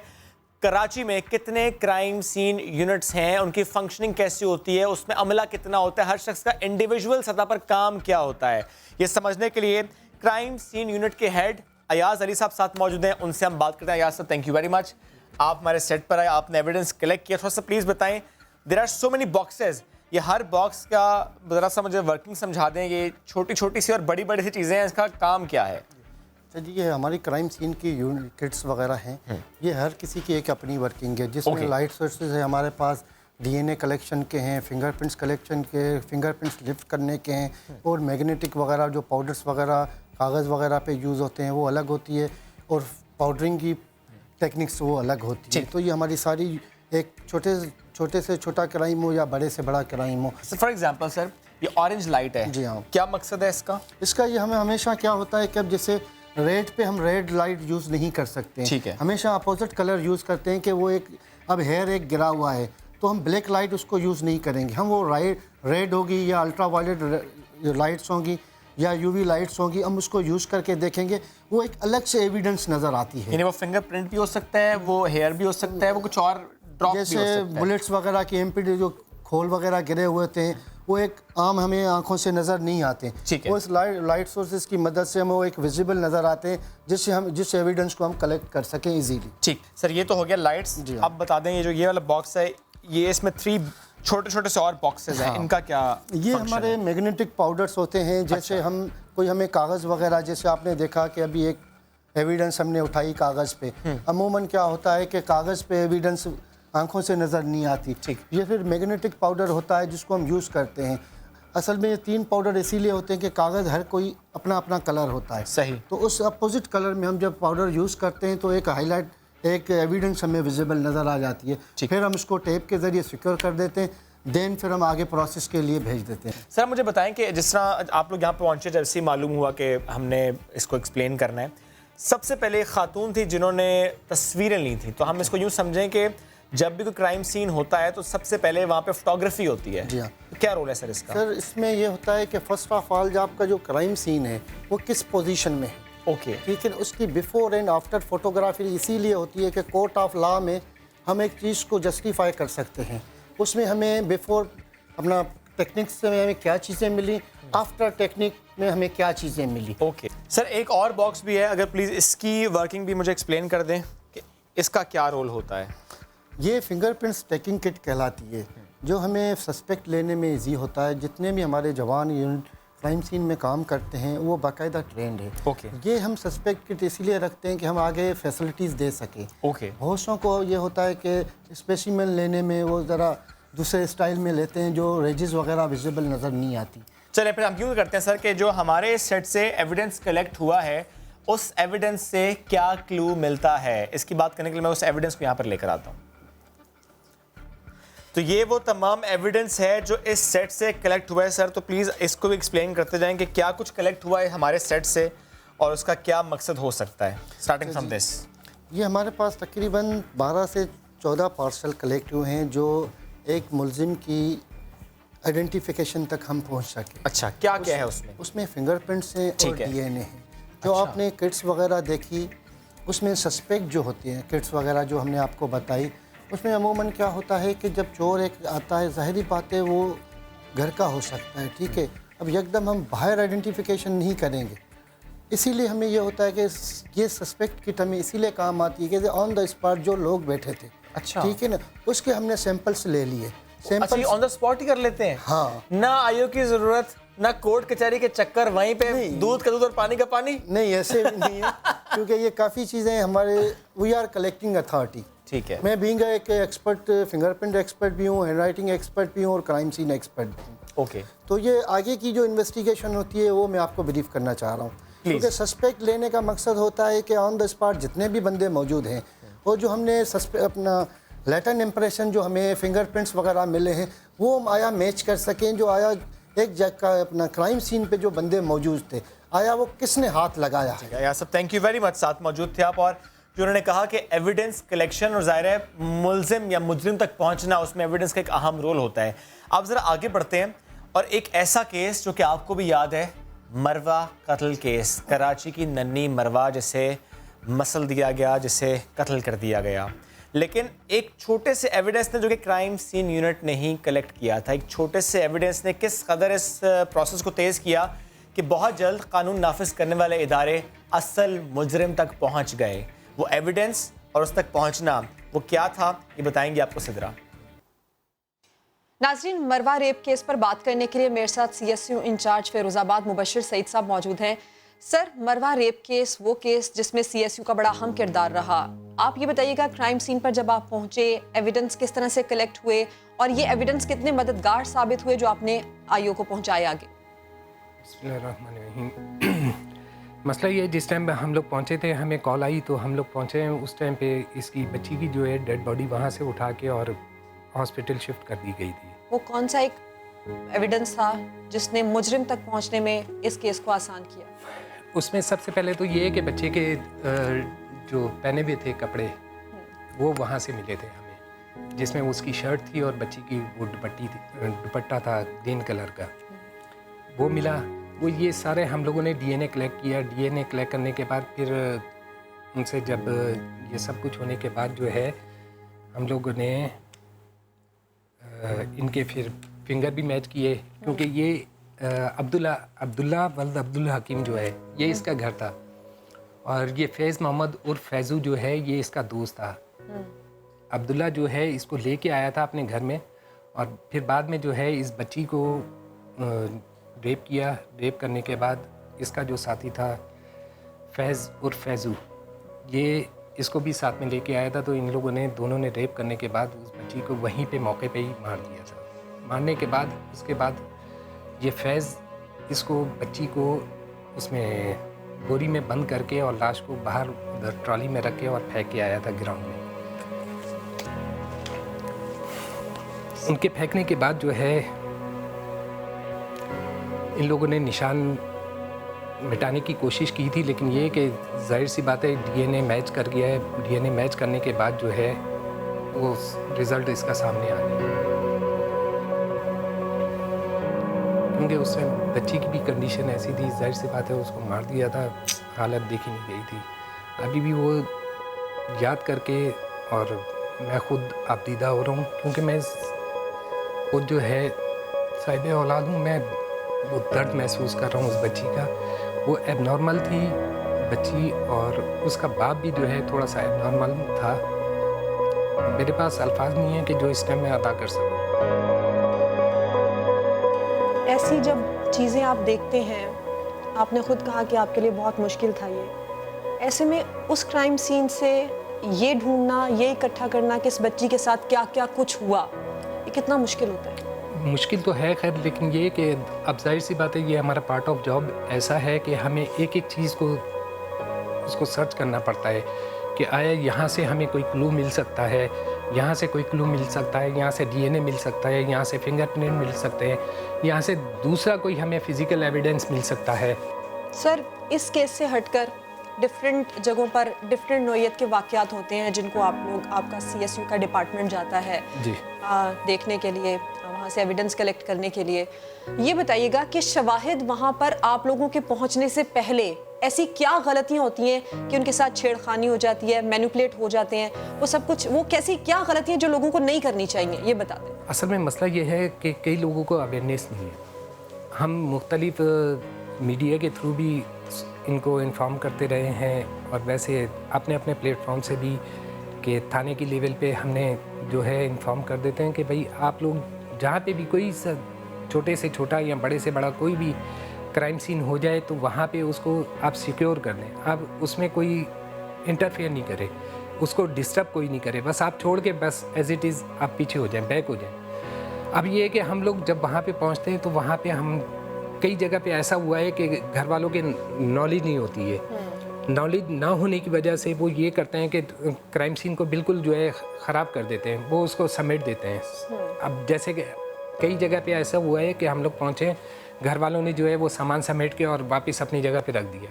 अब वो क्या हुआ कि वो एविडेंस जो है वो ज़ाया हो गई है। आखिरी सवाल मेरा आपसे ये कि जिसके पास शवाहिद होते हैं वो शवाहिद ऐसे होते हैं कि उसमें कई लोगों की जान, कई लोगों की शख्सियात मुंसलिक होती हैं, कभी धमकी मिलती है आपको कि ये शवाहिद आपने आगे नहीं पहुंचाने हैं या इनको मैनिपुलेट करना है, इनको छुपा देना है, धमकी या कोई ऑफर पैसों की? ऐसे एक केस 2-3 केसों में हुआ है, लेकिन ये कि वो उसको हम लोग कर गए। सर, बहुत शुक्रिया, आप हमारे साथ मौजूद थे। नाजरीन, जो बात करते हुए हमने मालूम किया वो ये कि जब किसी जगह पे क्राइम होता है तो उसके साथ छेड़खानी नहीं करनी चाहिए। CSU का अमला वहाँ पर पहुँचेगा, एविडेंस वहाँ से कलेक्ट करेगा। आपके हाथ लगाने से, छेड़ने से ये होता है कि वो इन्वेस्टिगेशन, वो जो एविडेंस है वो ज़ाया हो जाता है। बढ़ते हैं प्रोग्राम में आगे अगली खबर की जानिब, लेकिन अगली खबर आपको शुएब बताएंगे। बिल्कुल सिद्रा, आगे बढ़ेंगे और खबर है मेरे पास कि NA-75 डस्का में ज़िमनी इंतखाबात से मुताल्लिक केस में लीगी उम्मीदवार नौशीन इफ्तिखार ने इलेक्शन कमीशन में जवाब जमा करा दिया है। 20 प्रिजाइडिंग अफसरान का गायब हो जाना एक शर्मनाक वाक़या है। इलेक्शन कमीशन के अहकामात के बावजूद पुलिस ऑफिसर जुल्फ़िकार विर्क को सिक्योरिटी जिम्मेदारियों से नहीं हटाया गया।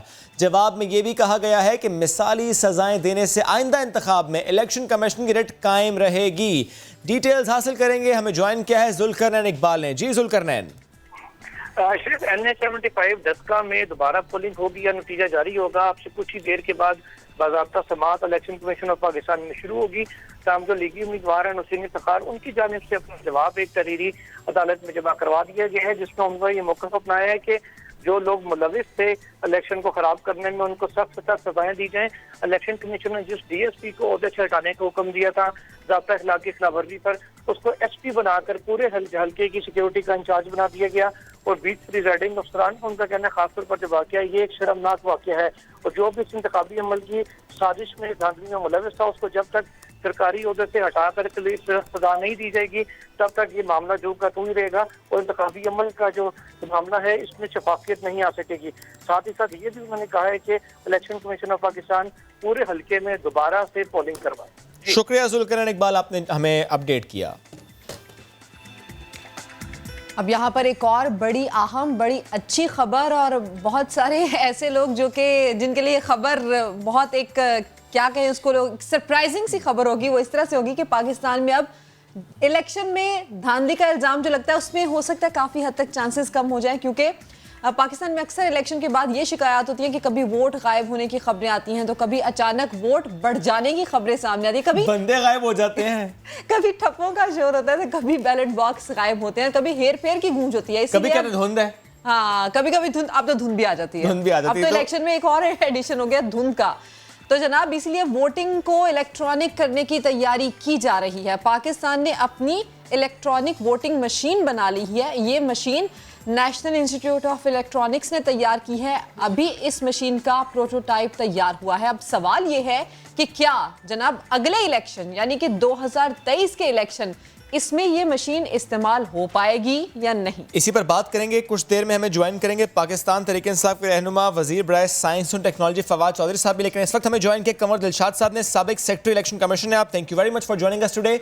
सर, ये जो मामला है इलेक्ट्रॉनिक वोटिंग से मुतालिक, ज़ाहिर है दुनिया में कुछ ममालिक में होती भी है, अमेरिका में होती है, और वहाँ पर फिर भी धांधली के इल्ज़ामात लगते हैं।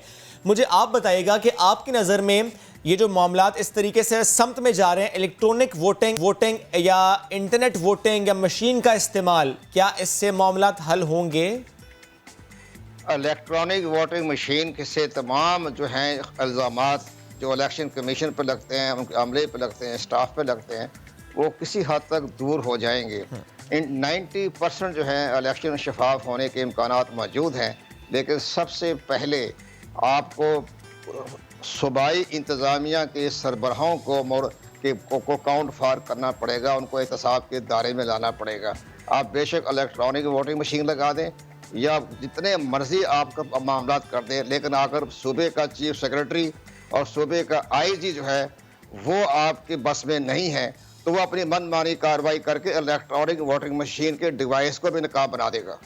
इस लिहाज से सबसे पहले अहम ज़रूरी ये है कि आप जब जिस सूबे में धांधली हो रही है, गड़बड़ हो रही है, बेकायदगी बेज़ाब्तगी हो रही है, उस सूबे के चीफ सेक्रेटरी को आप बरतरफ कर दें, उसको जेल भेज दें, जैसे इंडिया में होता है। तो ये इलेक्ट्रॉनिक वोटिंग मशीन इंडिया में इसलिए कामयाब है कि वहाँ बाकायदा पोलिंग स्टेशन पर कोई गड़बड़ नहीं होती, लाइन ठीक लगती है, इलेक्टोरल रोल ठीक बनते हैं। ठीक है, यानी सर इससे हम ये समझते हैं कि इलेक्शन कमीशन पर इल्ज़ामात नहीं लगेंगे, लेकिन दूसरे मामलात हैं वो बहरहाल वहीं के वहीं रहेंगे अगर इसको इम्प्लीमेंट कर भी दिया जाता है। सर साथ रहेगा फवाद चौधरी साहब ने, वजीर बराए साइंस और टेक्नोलॉजी, हमें ज्वाइन कर चुके हैं। फवाद साहब गुड मॉर्निंग। जी अस्सलाम वालेकुम। फवाद साहब, ये बड़ी अच्छी खबर है, ज़ाहिर है क्योंकि पाकिस्तान वो मुल्क है जहाँ पर इंतखाबात, चाहे जनरल इलेक्शन हो, ज़िमनी इंतखाब हो, बल्दियाती इंतखाब हो, इल्ज़ामात लगाए जाते हैं, इल्ज़ामात लगते हैं, मामलात ऐसे रहते हैं, और इस समत में अब पाकिस्तान की हुकूमत काम करे कि इल्ज़ामात की सियासत ख़त्म हो जाए। दैट इज़ द रीज़न कि हमने एक स्टेप लिया, ये जो इलेक्ट्रॉनिक वोटिंग मशीन है जो जिसका प्रोटोटाइप तैयार हुआ है। सर मुझे आप बताइएगा गवर्नमेंट क्या सोच रही है, क्या 2023 के इंतखाबात में इस्तेमाल हो पाएगी, क्या होगा? देखिए हमारी कोशिश तो ये है कि ये जो कश्मीर के इलेक्शंस आ रहे हैं आगे, सबसे पहले इसमें जो है वो इस्तेमाल हो जाए। अच्छा। ताकि एक अमली तौर के ऊपर उसका एक्सपीरियंस जो है, एक्सपेरिमेंट जो है वो हमें मिल जाए। जो इसका मकसद है वो ये है कि आपने जिस तरह अभी अपने बात की है कि कोशिश तो यही होती है ना कि आप किस तरह से इलेक्शन को ज़्यादा शफाफ बना सकें, ज़्यादा एक्सेप्टेबल बना सकें। और जो असल काम मशीन का इस तरह के मामलात में आने का मतलब यह है कि आप ह्यूमन इंटरवेंशन जो है उसको आप कम से कम कर सकें। जितनी कम इन्वॉल्वमेंट होगी इंसान की उस अमल में, उतना वो ट्रांसपेरेंट होगा। अब इसके लिए हमारी ये जो हमने जो मशीन की है, एक तो हमने इसको इंटरनेट एनेबल नहीं है, ये हमने कहा है बिकॉज जब इंटरनेट के ऊपर चीज़ लग जाती है तो उसकी हैकिंग का खतरा जो है वो बढ़ जाता है। तो इसलिए इसको इंटरनेट से जो है वो कनेक्ट नहीं किया, ये एक लोकल डाटा जो है उसका डाटा उसमें आएगा और सिर्फ उसी पोलिंग स्टेशन के लिए वो कारआमद होगी। फवाद साहब, क्या ये पॉसिबिलिटीज हैं कि 2023 में ये इलेक्ट्रॉनिक सिस्टम पाकिस्तान में आ जाएगा? कितने फीसद चांसेस हैं, कितनी हमें उम्मीद रखनी चाहिए? दूसरा, क्या ये सिस्टम पाकिस्तान के लिए अफोर्डेबल है और इतने कम वक्त में? नहीं, वो अफोर्डेबल तो है, वो अफोर्डेबल तो आ जाएगा, उसका प्रॉब्लम नहीं है, लेकिन असल तो इशू ये है कि कंसेंसस होना चाहिए पॉलिटिकल पार्टीज में। ये देखिए ना, जो साइंटिस्ट हैं वो तो यही कर सकते हैं ना कि वो आपको ऑप्शन दे सकते हैं, बिल्कुल। आगे उस ऑप्शन को इस्तेमाल करना है या नहीं करना है वो तो जो पॉलिटिकल डिसीजन मेकर्स हैं ये उनका काम है, और एक वाइडर कंसेंसस। अनफॉर्चुनेटली पाकिस्तान की जो सियासी फजा है उसमें इस कदर तलखियाँ हैं कि जो एक बड़ी सीधी सीधी चीज थी जिसके ऊपर कंसेंसस था कि सेनेट में ओपन वोटिंग होगी, वो भी हम नहीं करा सके। सो अब ये एक ऑप्शन है।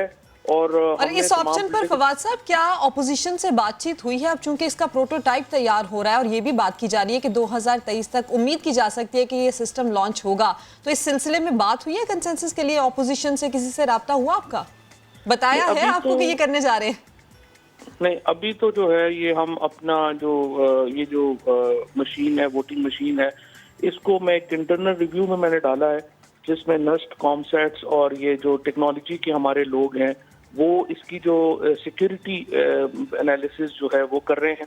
उसके बाद फिर हम ये प्रेसिडेंट साहब के अंदर एक इलेक्टोरल रिफॉर्म्स कमेटी बनी थी, तो वो प्रेसिडेंट साहब को ये दिखाएंगे मशीन, और उसके बाद फिर प्रेसिडेंट साहब के बाद प्राइम मिनिस्टर साहब जो हैं वो उनको हम एक रिव्यू देंगे, और उसके बाद फिर इलेक्शन कमीशन को और पॉलिटिकल पार्टीज को जो है वो डेमोन्स्ट्रेशन देंगे। लेकिन सबसे इम्पोर्टेंट ये है कि इसकी जो है ना ऑथेंटिसिटी, टेक्नोलॉजिकल एनालिसिस जो है वो मुकम्मल हो जाए। ठीक, फवाद साहब ये बताइएगा जो आप बात करेंगे पहले प्रेसिडेंट साहब को फिर प्राइम मिनिस्टर साहब को, क्योंकि कल कुछ यूट्यूबर्स को बुलाया हुआ था प्रेसिडेंट साहब ने, वहाँ पर भी ये बात जो है वो उठाई गई थी इलेक्ट्रॉनिक वोटिंग से मुतालिक, जिस पर उन्होंने कहा कि बिल्कुल डिस्कशन हो रही है।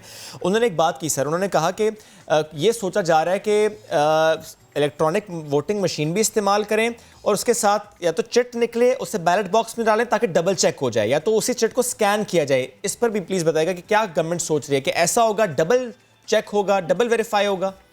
बिल्कुल, ये पहली दफ़ा दुनिया में हो रहा है। इंडिया में जो वोटिंग मशीन थी उसका कंट्रोवर्सी भी आ गई थी कि वो खाली इलेक्ट्रॉनिक थी, और कई दफ़ा वहाँ पे जो बाहर यानी जो पोलिंग की जो चिट्टें कटी उनमें और वोट में फ़र्क आ गया था। तो उसको दूर करने के लिए ये पहली दफ़ा होगा किसी जगह के ऊपर कि हम जो इलेक्ट्रॉनिक वोट कास्ट होगा उसका पेपर वर्जन भी अवेलेबल होगा, और in case of any dispute जो पेपर वर्जन है वो प्रिवेल करेगा।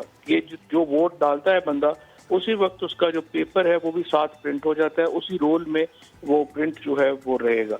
तो ये एक पहली दफ़ा ये होगा कि पेपर वर्जन भी अवेलेबल होगा और आपका इलेक्ट्रॉनिक वर्जन। ठीक सर, अभी कंवर दिलशाद साहब साथ मौजूद हैं जिसका उन्होंने कहा कि इलेक्ट्रॉनिक वोटिंग से इलेक्शन कमीशन पर तो इल्ज़ामात नहीं आएंगे, लेकिन जो दूसरे मामलात रहते हैं वो मामलात बहरहाल वहीं के वहीं रहेंगे। वो चीफ सेक्रेटरी का हो, वो आईजी साहब का मामला हो, वो कहते हैं वो जो कंट्रोल करना होता है जिसने सिस्टम को, उन पर जो मामलात आते हैं उनको डील करना भी एक बहुत अहम नुक्ता है। तो गवर्नमेंट उस तरफ भी काम कर रही है?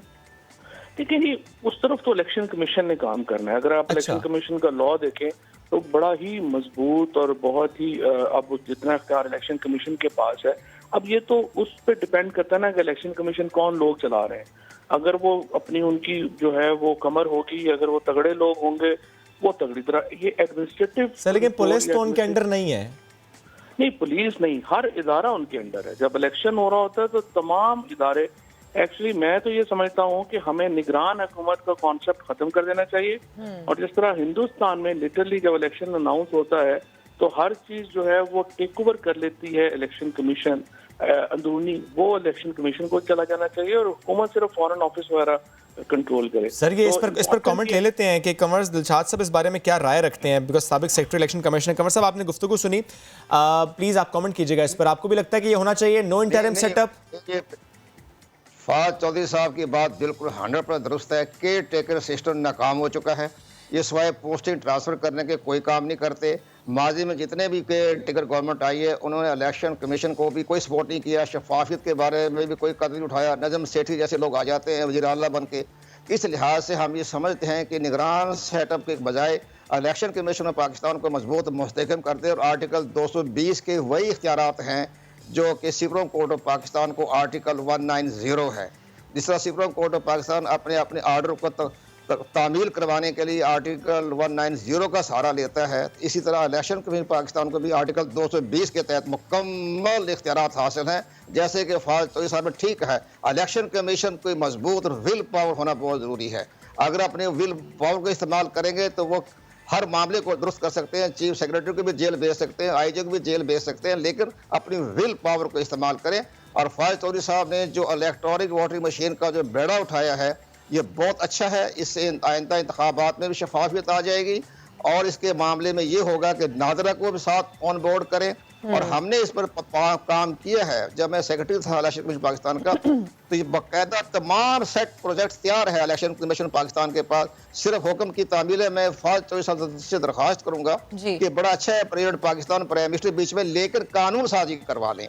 आर्टिकल 224 में कानून साजी करवा लें, 218 में कानून साजी करवा लें कि इलेक्शन जो है वो इलेक्ट्रॉनिक वोटिंग मशीन के जरिए होंगे। और आपकी ये बात कंवर दिलशाद साहब सुन भी लिया फवाद चौधरी साहब ने। फवाद साहब, एक तो ये चीज के नया सिस्टम आएगा और कानून साजी, वो जो बात उन्होंने की है, क्या हम आने वाले वक्त में इल्जामात भी नए तर्ज के सुनेंगे? क्योंकि जिन ममालिक में इलेक्ट्रॉनिक सिस्टम है, ये इलेक्ट्रॉनिक वोटिंग सिस्टम, वहां पर हैकिंग के बहुत ज्यादा इल्जामात अभी रिसेंटली अमेरिका में ये हुए। इस पर कितना काम होगा कि इस किस्म के इल्जामात ना आए? अब जाहिर बात है मशीनरी का इस्तेमाल होगा, मशीनें आएंगी इलेक्ट्रॉनिक सिस्टम की, तो फिर भी तहफ़्फ़ुज़ात जो इल्जामात बाकी रह जाएंगे उस पर क्या काम? मशीन चलानी तो बंदे ने है। नहीं सीधा, ये बिल्कुल आपने सही बात कही है। और इसीलिए जो हैकिंग है ना वो होती है इंटरनेट के जरिए। और इसीलिए हमने ये कहा है कि इस मशीन को हम इंटरनेट से कनेक्ट नहीं कर रहे। तो वंस इफ आप कोई भी अपना लैपटॉप जब एक दफ़ा वाईफाई पे कनेक्ट कर देते हैं तो उसका मतलब ये है कि उसका पोटेंशियल हैकिंग का जो है वो उसमें आ जाता है। और दुनिया में टॉप हैकर्स हैं जिसमें आई वुड से पाकिस्तानी लड़के लड़कियां बहुत इस वक्त तेज हैं। और आपको पता ही है कि इस्लामाबाद के हैकर्स के ऊपर तो इंटरनेशनल मीडिया ने भी एक पूरी जो है वो सेगमेंट किया। And we have brilliant boys and girls जो एक्चुअली घर बैठे आपके कंप्यूटर उड़ा लेंगे और आपको पता भी नहीं चलेगा। तो इट्स वेरी इंपॉर्टेंट कि हम उस एस्पेक्ट को देखें। और हैकिंग के लिए हम इंटरनेट इसको यूज नहीं कर रहे। जैसा अभी कंवर दिलशाद साहब ने कहा, नादरा जो है उसका रोल इंपॉर्टेंट होगा कि हम लोकलाइज डाटा जो है वो यूज कर सकें। बिल्कुल ठीक है। फवाद साहब, एक बात और आपने कहा था कि आपकी कोशिश है कश्मीर के इंतखाबात में हो, तो हम समझें कि बात हो चुकी है, फैसला हो चुका है कश्मीर के इंतखाबात में इलेक्ट्रॉनिक वोटिंग का? नहीं, फैसला नहीं हो फैसला नहीं हुआ। मैं तो सिर्फ कह रहा हूँ कि technology we will make it available before इसके मे भी कुछ पोलिंग स्टेशंस पर टेस्ट एंड ट्रायल देख लेंगे। लेकिन इशू ये है कि आपका बेसिक तो पॉलिटिकल कंसेंसस है ना इस मुल्क में। अगर कोई अपोजिशन जो है, स्पेशली इमरान खान तो फ्रैंकली बड़े इसके ऊपर वाजे हैं, वो इलेक्टोरल रिफॉर्म्स की तरफ जाना चाहते हैं। लेकिन सर वो उसके लिए कानून साजी, आइन में तरमीम, इसके लिए मुश्किलात का सामना करना पड़ेगा। उसके लिए अपोजिशन का ताउन चाहिए। अब वो हर वक्त अगर जो है वो रूठी हुई फवाद साहब की तरह ये बताइएगा, जो ओपन बैलेटिंग के लिए नहीं मान रहे वो इलेक्ट्रॉनिक सिस्टम के लिए मान जाएंगे क्या? वैसे उन्होंने तो हर बात के ऊपर एक ही बोर्ड उठाया हुआ है, मैं ना मानूं तो लेट्स सी। अच्छा, एक बात और फवाद साहब, आपने पहले कहा कि ये अफोर्डेबल होगी। कोई तखमीना लगाया गया है अगर तमाम पोलिंग स्टेशंस पर 2023 में इलेक्ट्रॉनिक मशीन हम लगाते हैं तो खर्च क्या आएगा इस सिस्टम पर? अभी एक हतमी जो प्राइस है वो तो मेरे पास नहीं आई है, लेकिन ये तकरीबन आप समझें कि एक machine should cost between 75,000 to 100,000। Okay. तो अगर आपके लेट्स से एक अपना जो होता है महीने का जो इलेक्शन है उसका एवरेज तकरीबन 200 पोलिंग स्टेशन जो हैं वो आपके होते हैं। तो आप समझिए कि एक आपके तकरीबन 2 करोड़ रुपए जो है एक हल्के पर, एक हल्के के ऊपर। लेकिन फिर ऑब्वियसली ये एक वन टाइम एक्सपेंस है। तो आप जो फिर आगे जाते जाएंगे तो एक्सपेंस कम होता है। और एटलीस्ट उसके बाद जो फिर एक्सपेंस लगता है वो इल्जामात लगना, फिर उनकी तहकीकात, तो इसलिए बेहतर है यहाँ पर इन्वेस्ट कर लिया जाए। Thank you very much Fawad Chaudhry sahab साथ मौजूद है। कंवर दिलशाद साहब आपका बेहद शुक्रिया, साथ मौजूद थे आप। और ज़ाहिर है ये मामला रुक जाता है कि सोचा तो अच्छी समत में जा रहा है, लेकिन कानून साजी के लिए सबको इकट्ठे बैठना होगा। तो जो इकट्ठे बैठ नहीं रहे वो कब इकट्ठे बैठेंगे, कब इन मामलों को तय करेंगे, ये एक सवाल है। एनीवेज, एक ब्रेक का वक्त हुआ है, वापस आएंगे, साथ रहिए।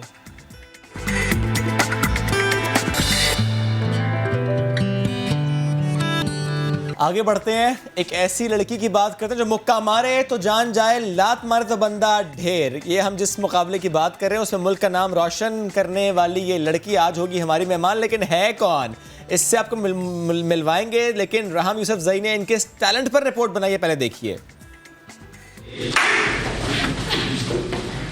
उम्र में कच्ची मगर महारत में पक्की, पेशावर की 12 साला सफीना जिब्रान मार्शल आर्ट की ऐसी खिलाड़ी जो मुखालिफ को पलक झपकते ही कर दे ढेर। सफीना जिब्रान ने किया मार्शल आर्ट वर्चुअल मुकाबलों में मुल्क का नाम रोशन, वो भी चांदी का मेडल हासिल करके। कैटेगरी फर्स्ट डैन में पार्टिसिपेंट किया था और मैंने सिल्वर मेडल लिया था, अपना मुल्क का नाम रोशन किया। सफीना जिब्रान की नजरें हैं रवां साल मेक्सिको में ताइक्वांडो के आलमी मुकाबलों पर, जिसके लिए वो कड़ी मेहनत में मसरूफ है। हमें यहाँ से स्पोर्ट्स डायरेक्टरेट की तरफ से सपोर्ट मिल जाए और ये वहाँ पे परफॉर्म करे तो मुझे यकीन है कि इंशाल्लाह सफीना जिब्रान और हमारे और जो टैलेंटेड स्टूडेंट्स हैं वहाँ पे जाके पाकिस्तान का नाम, अपने मुल्क का नाम रोशन कर सकते हैं। कम उम्र खिलाड़ी कौमी मुकाबलों में कई एजाज अपने नाम कर चुकी है। ताइक्वांडो कहने को तो एक खेल है, मगर यही मार्शल आर्ट लड़कियों के लिए अपने दिफा का बेहतरीन जरिया भी है। कैमरामैन असद अली के साथ राहम यूसुफजई, समा, पेशावर। तो जनाब सफीना जिब्रान हमारे साथ मौजूद हैं, उनसे डर भी लग रहा है कहीं मुक्का ना मार दे, ढेर ना कर दे। नवीद हबीबी साहब भी हमारे साथ हैं। सफीना, आपसे बात करने से पहले नवीद साहब ये बताइएगा कि ये जो टैलेंट है सफीना के अंदर, इतना हैरानकुन, इतना ज़बरदस्त, इतना ताकतवर टैलेंट, इसके बारे में हमें बताएं। ये ऐसा कर कैसे लेती हैं, कितनी ट्रेनिंग है, कितने वक्त में उन्होंने सीखा, अचीवमेंट्स क्या हैं इनकी? अस्सलाम वालेकुम जी।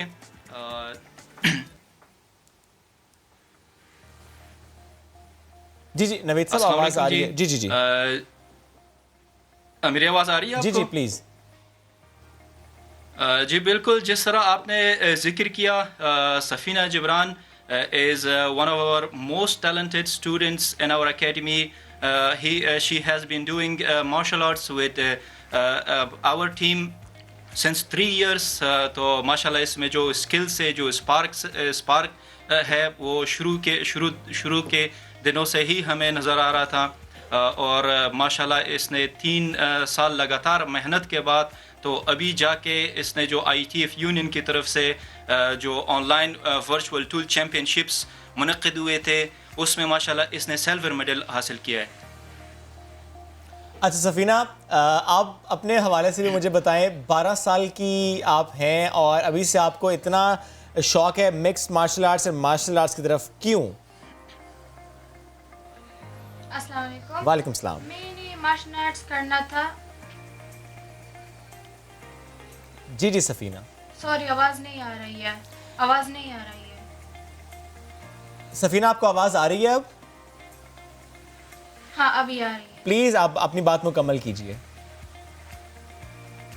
जी, मैं कह रही थी कि I wanted to come to taekwondo because I wanted to defend myself, I wanted to be strong and I wanted to learn it so I can like Roshan my country's name. Oh great, बहुत अच्छी सोच है आपकी सफीना। मुझे ज़रा ये भी बताइएगा, अपनी फैमिली से मुताल्लिक, अपने पेरेंट्स से मुताल्लिक, बहन भाइयों से मुताल्लिक, और सिर्फ आपका ही शौक़ है या पूरे की पूरी फैमिली का शौक़ है मार्शल आर्ट्स की तरफ? जी, मेरी पूरी फैमिली की शौक है, मेरी ब्रदर की शौक है, सब लोग की शौक है, but they were supporting me a lot, that's why I have come to this stage. Great. Safina ने कहा ना कि उनके भाई को भी शौक है, तो कभी घर में फाइट की उनके साथ? कभी भाई को भी ऐसे फाइट में लगा दिए? हाँ, करती हूँ, वो मेरे साथ भी बहुत ट्रेनिंग करता है। अच्छा सफीना, डाइट प्लान क्या होता है, प्रैक्टिस कितनी ज़्यादा होती है, पढ़ाई के साथ साथ ट्रेनिंग में कितना टाइम देती हैं? जी, बहुत ज़्यादा हम प्रैक्टिस कर रहे थे और इस वर्चुअल चैम्पियनशिप के लिए भी हम बहुत प्रैक्टिस कर रहे थे। क्या टारगेट है, कौन से मुकाबले में जाना चाहती हैं और पाकिस्तान को रिप्रेजेंट करना चाहती हैं? जी, आवाज़ नहीं आ रही है। अच्छा नवीद साहब, आपको आवाज़ आ रही है? जी मेरे आपकी आवाज़ आ रही है आप मुझे बताइएगा, सफीना ज़ाहिर वो ट्रेनिंग ले रही हैं आपके पास, कुछ मुकाबलों में वो आप पार्टिसिपेट कर चुकी हैं, किस इवेंट के लिए आप इन्हें तैयार करना चाहेंगे इनका टैलेंट देखते हुए?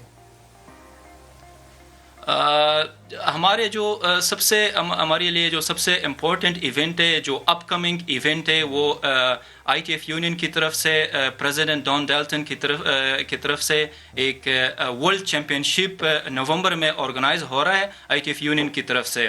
तो हम लोगों की टीम का पूरा फोकस इस वर्ल्ड लेवल के मुकाबलों पे है कि हम अपना एक ज़बरदस्त स्ट्रॉन्ग टीम बना लें कि उसमें हम पाकिस्तान को रिप्रेजेंट करें और इंशाल्लाह एजाज़ात अपने मुल्क के लिए लेकर वहाँ से आए। ठीक सफीना, एक बात और, मार्शल आर्ट्स की तरफ शायद बढ़ने का मकसद आपका भी आपकी इनिशियल गुफ्तगू से मुझे लगा कि you wanted to defend yourself, a girl wanted to defend herself, was that the case? जी आपकी आवाज सही नहीं आ रही है। ठीक है, कुछ डिस्टॉर्शन है, कुछ इशू है, ऑडियो नहीं जा रही। थैंक यू वेरी मच, वरना हम और बात करते हैं आपसे। सफीना, नवीद साहब आपका बेहद शुक्रिया साथ आप और इससे मुतालिक हमसे गुफ्तगू कर रहे थे। ज़ाहिर है जब हम बात कर रहे हैं और हम कोशिश करेंगे कि जो भी इशू था वो सॉर्ट आउट हो जाए तो हम दोबारा भी इनसे बात करें, बट चूंकि बात हो रही है मार्शल आर्ट्स की और हमने देखा इसमें कि जिस तरीके से वर्चुअल मुकाबले में उन्होंने शिरकत की और बड़ा अच्छा वो उसमें परफॉर्म कर पाए और आगे चलकर डिफरेंट और इवेंट्स में वो इंशाल्लाह पार्टिसिपेट करेंगी और पाकिस्तान का नाम रोशन करेंगी, क्योंकि यही वो चाहती हैं। बिल्कुल, ये वो चाहती हैं, लेकिन हम चाहते हैं कि हम आपको स्वात लेकर चले, स्वात से मर्दान तक 100 किलोमीटर के इलाके में मजहबी रवादारी की कई रोशन मिसालें कायम हैं जनाब। तख्त भाई में एक हिंदू ताजिर ने मुसलमानों के लिए मस्जिद तामीर करवाई तो स्वात में मुसलमानों ने शमशान घाट की तामीर में सिखों की भी मदद की। मजहबी हम आहंगी, रवादारी, इसकी रोशन मिसालों पर देखते हैं ये रिपोर्ट। सवात से मर्दान, मजहबी रवादारी की एक से बढ़कर एक दास्तान।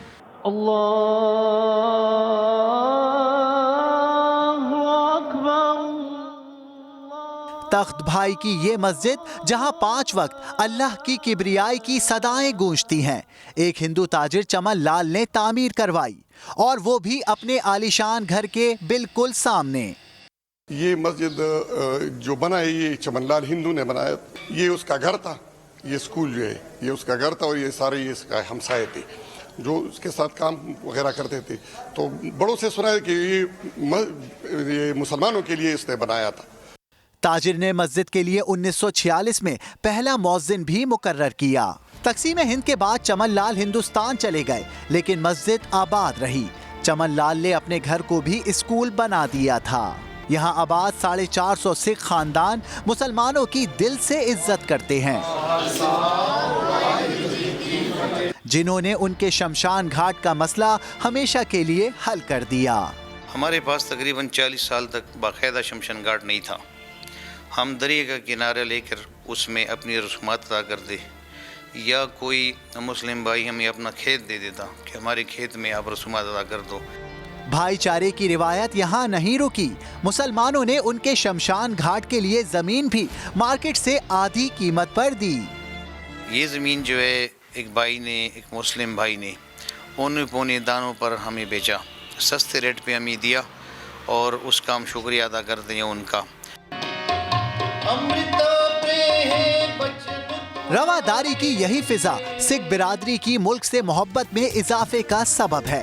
हर कौमी दिन पर गुरुद्वारे में तकरीबात होती हैं और पाकिस्तान की सरबुलंदी के नारे लगते हैं। हम पाकिस्तान हैं।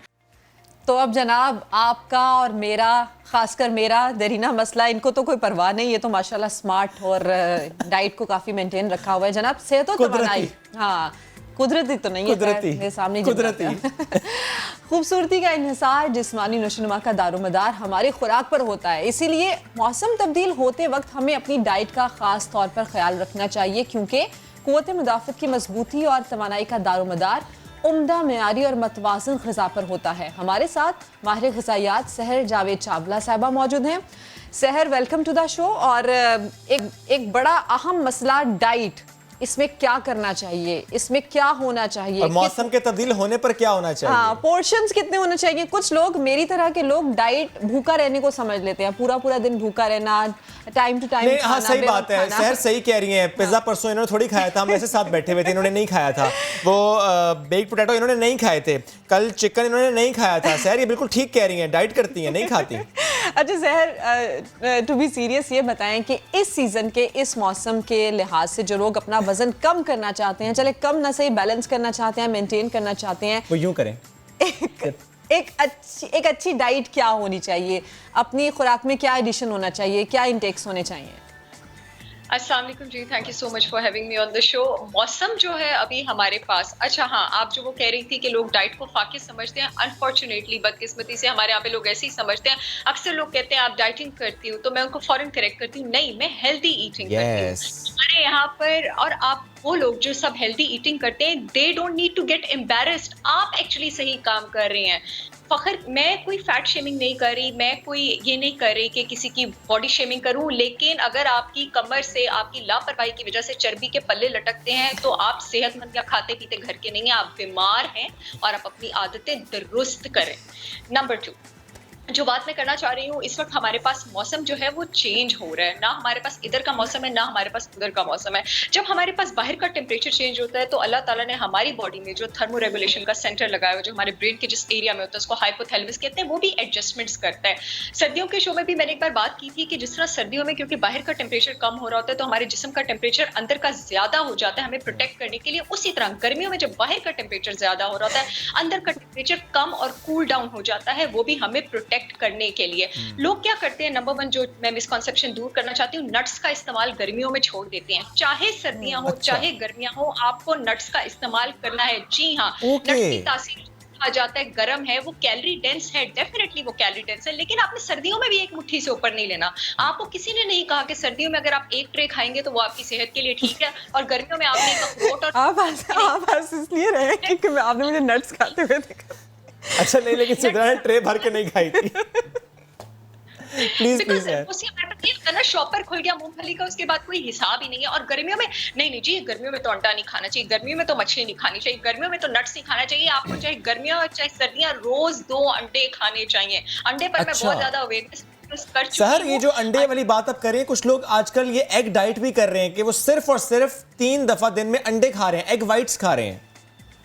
गलत। आप में से जो लोग इस तरह की डाइट्स करते हैं, चाहे वो जीएम डाइट करते हैं, चाहे वो एग डाइट करते हैं, अल्लाह ताला ने हमारी बॉडी को, अल्लाह ताला को ना कुदरत को बैलेंस पसंद है। आप नेचर के अगेंस्ट जाकर कभी सुकून से नहीं रह सकते। आपके जिस्म को प्रोटीन भी चाहिए, आपके जिस्म को फाइबर भी चाहिए, आपके जिस्म को फैट भी चाहिए, आपके जिस्म को सब कुछ चाहिए। तो इस तरह के जो डाइट गोल्स होते हैं या इन केस लाइफ में जो भी गोल्स होते हैं, वो आपको तेज तो ले जाते हैं, वो आपको दूर नहीं ले जाते। You will not achieve the ideal body type. और अल्टीमेटली इस तरह की डाइट्स करके, मैं परसों भी एक चैनल पे बात कर रही थी, आप फ्रस्ट्रेट हो जाते हैं and you let it go, और आपकी बॉडी में डिफरेंट न्यूट्रिएंट्स की कमी हो जाती है। आपकी मांस और चर्बी तो उतरती है। मेरे पास अक्सर जब क्लाइंट्स आते हैं, मैं उनको कहती हूँ कि मुझे आपके वेट लॉस से कंसर्न नहीं है, वो तो हो ही जाएगा जब आप साथ साथ सेहतमंद होंगे। एक अच्छी डाइट की ये निशानी होती है कि आपके साथ साथ वेट भी कम हो रहा होता है और आपकी एनर्जी लेवल्स, एक्टिविटी और मेंटल फोकस भी बढ़ रहा होता है।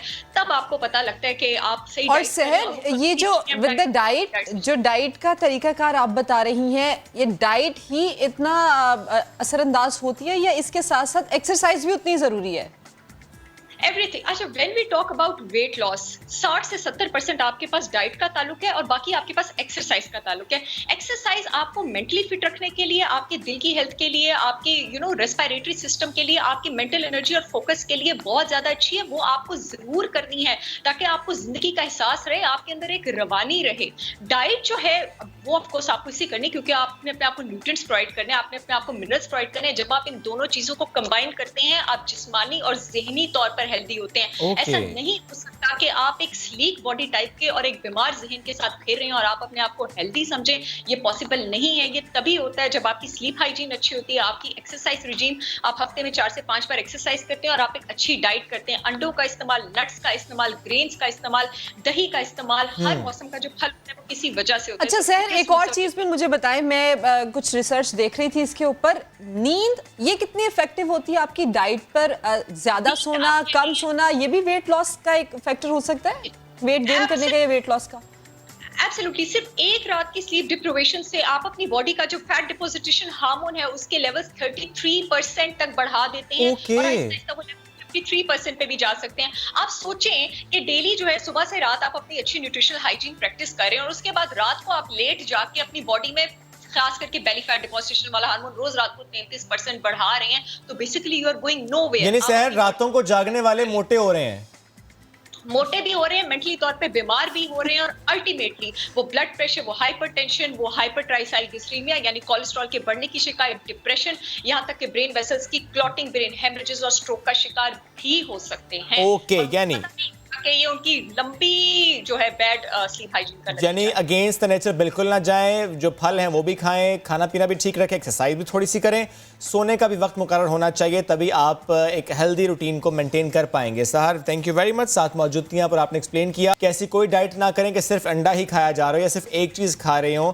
क्योंकि हमें सब कुछ खाना है, बैलेंस डाइट रखनी है, पोर्शन मील्स के साथ साथ एक्सरसाइज बहुत ज्यादा और नींद का भी खास ख्याल रखना जरूरी है। खास ख्याल रखना जरूरी है, जो नहीं सो रहे हैं रातों को जाग रहे हैं वो गलत कर रहे हैं। एनीवेज जी, वक्त हो गया खत्म, आपसे करेंगे मुलाकात कल, रखिए अपना बहुत सा ख्याल। आज के शो का फीडबैक भी दीजिएगा। अल्लाह हाफिज।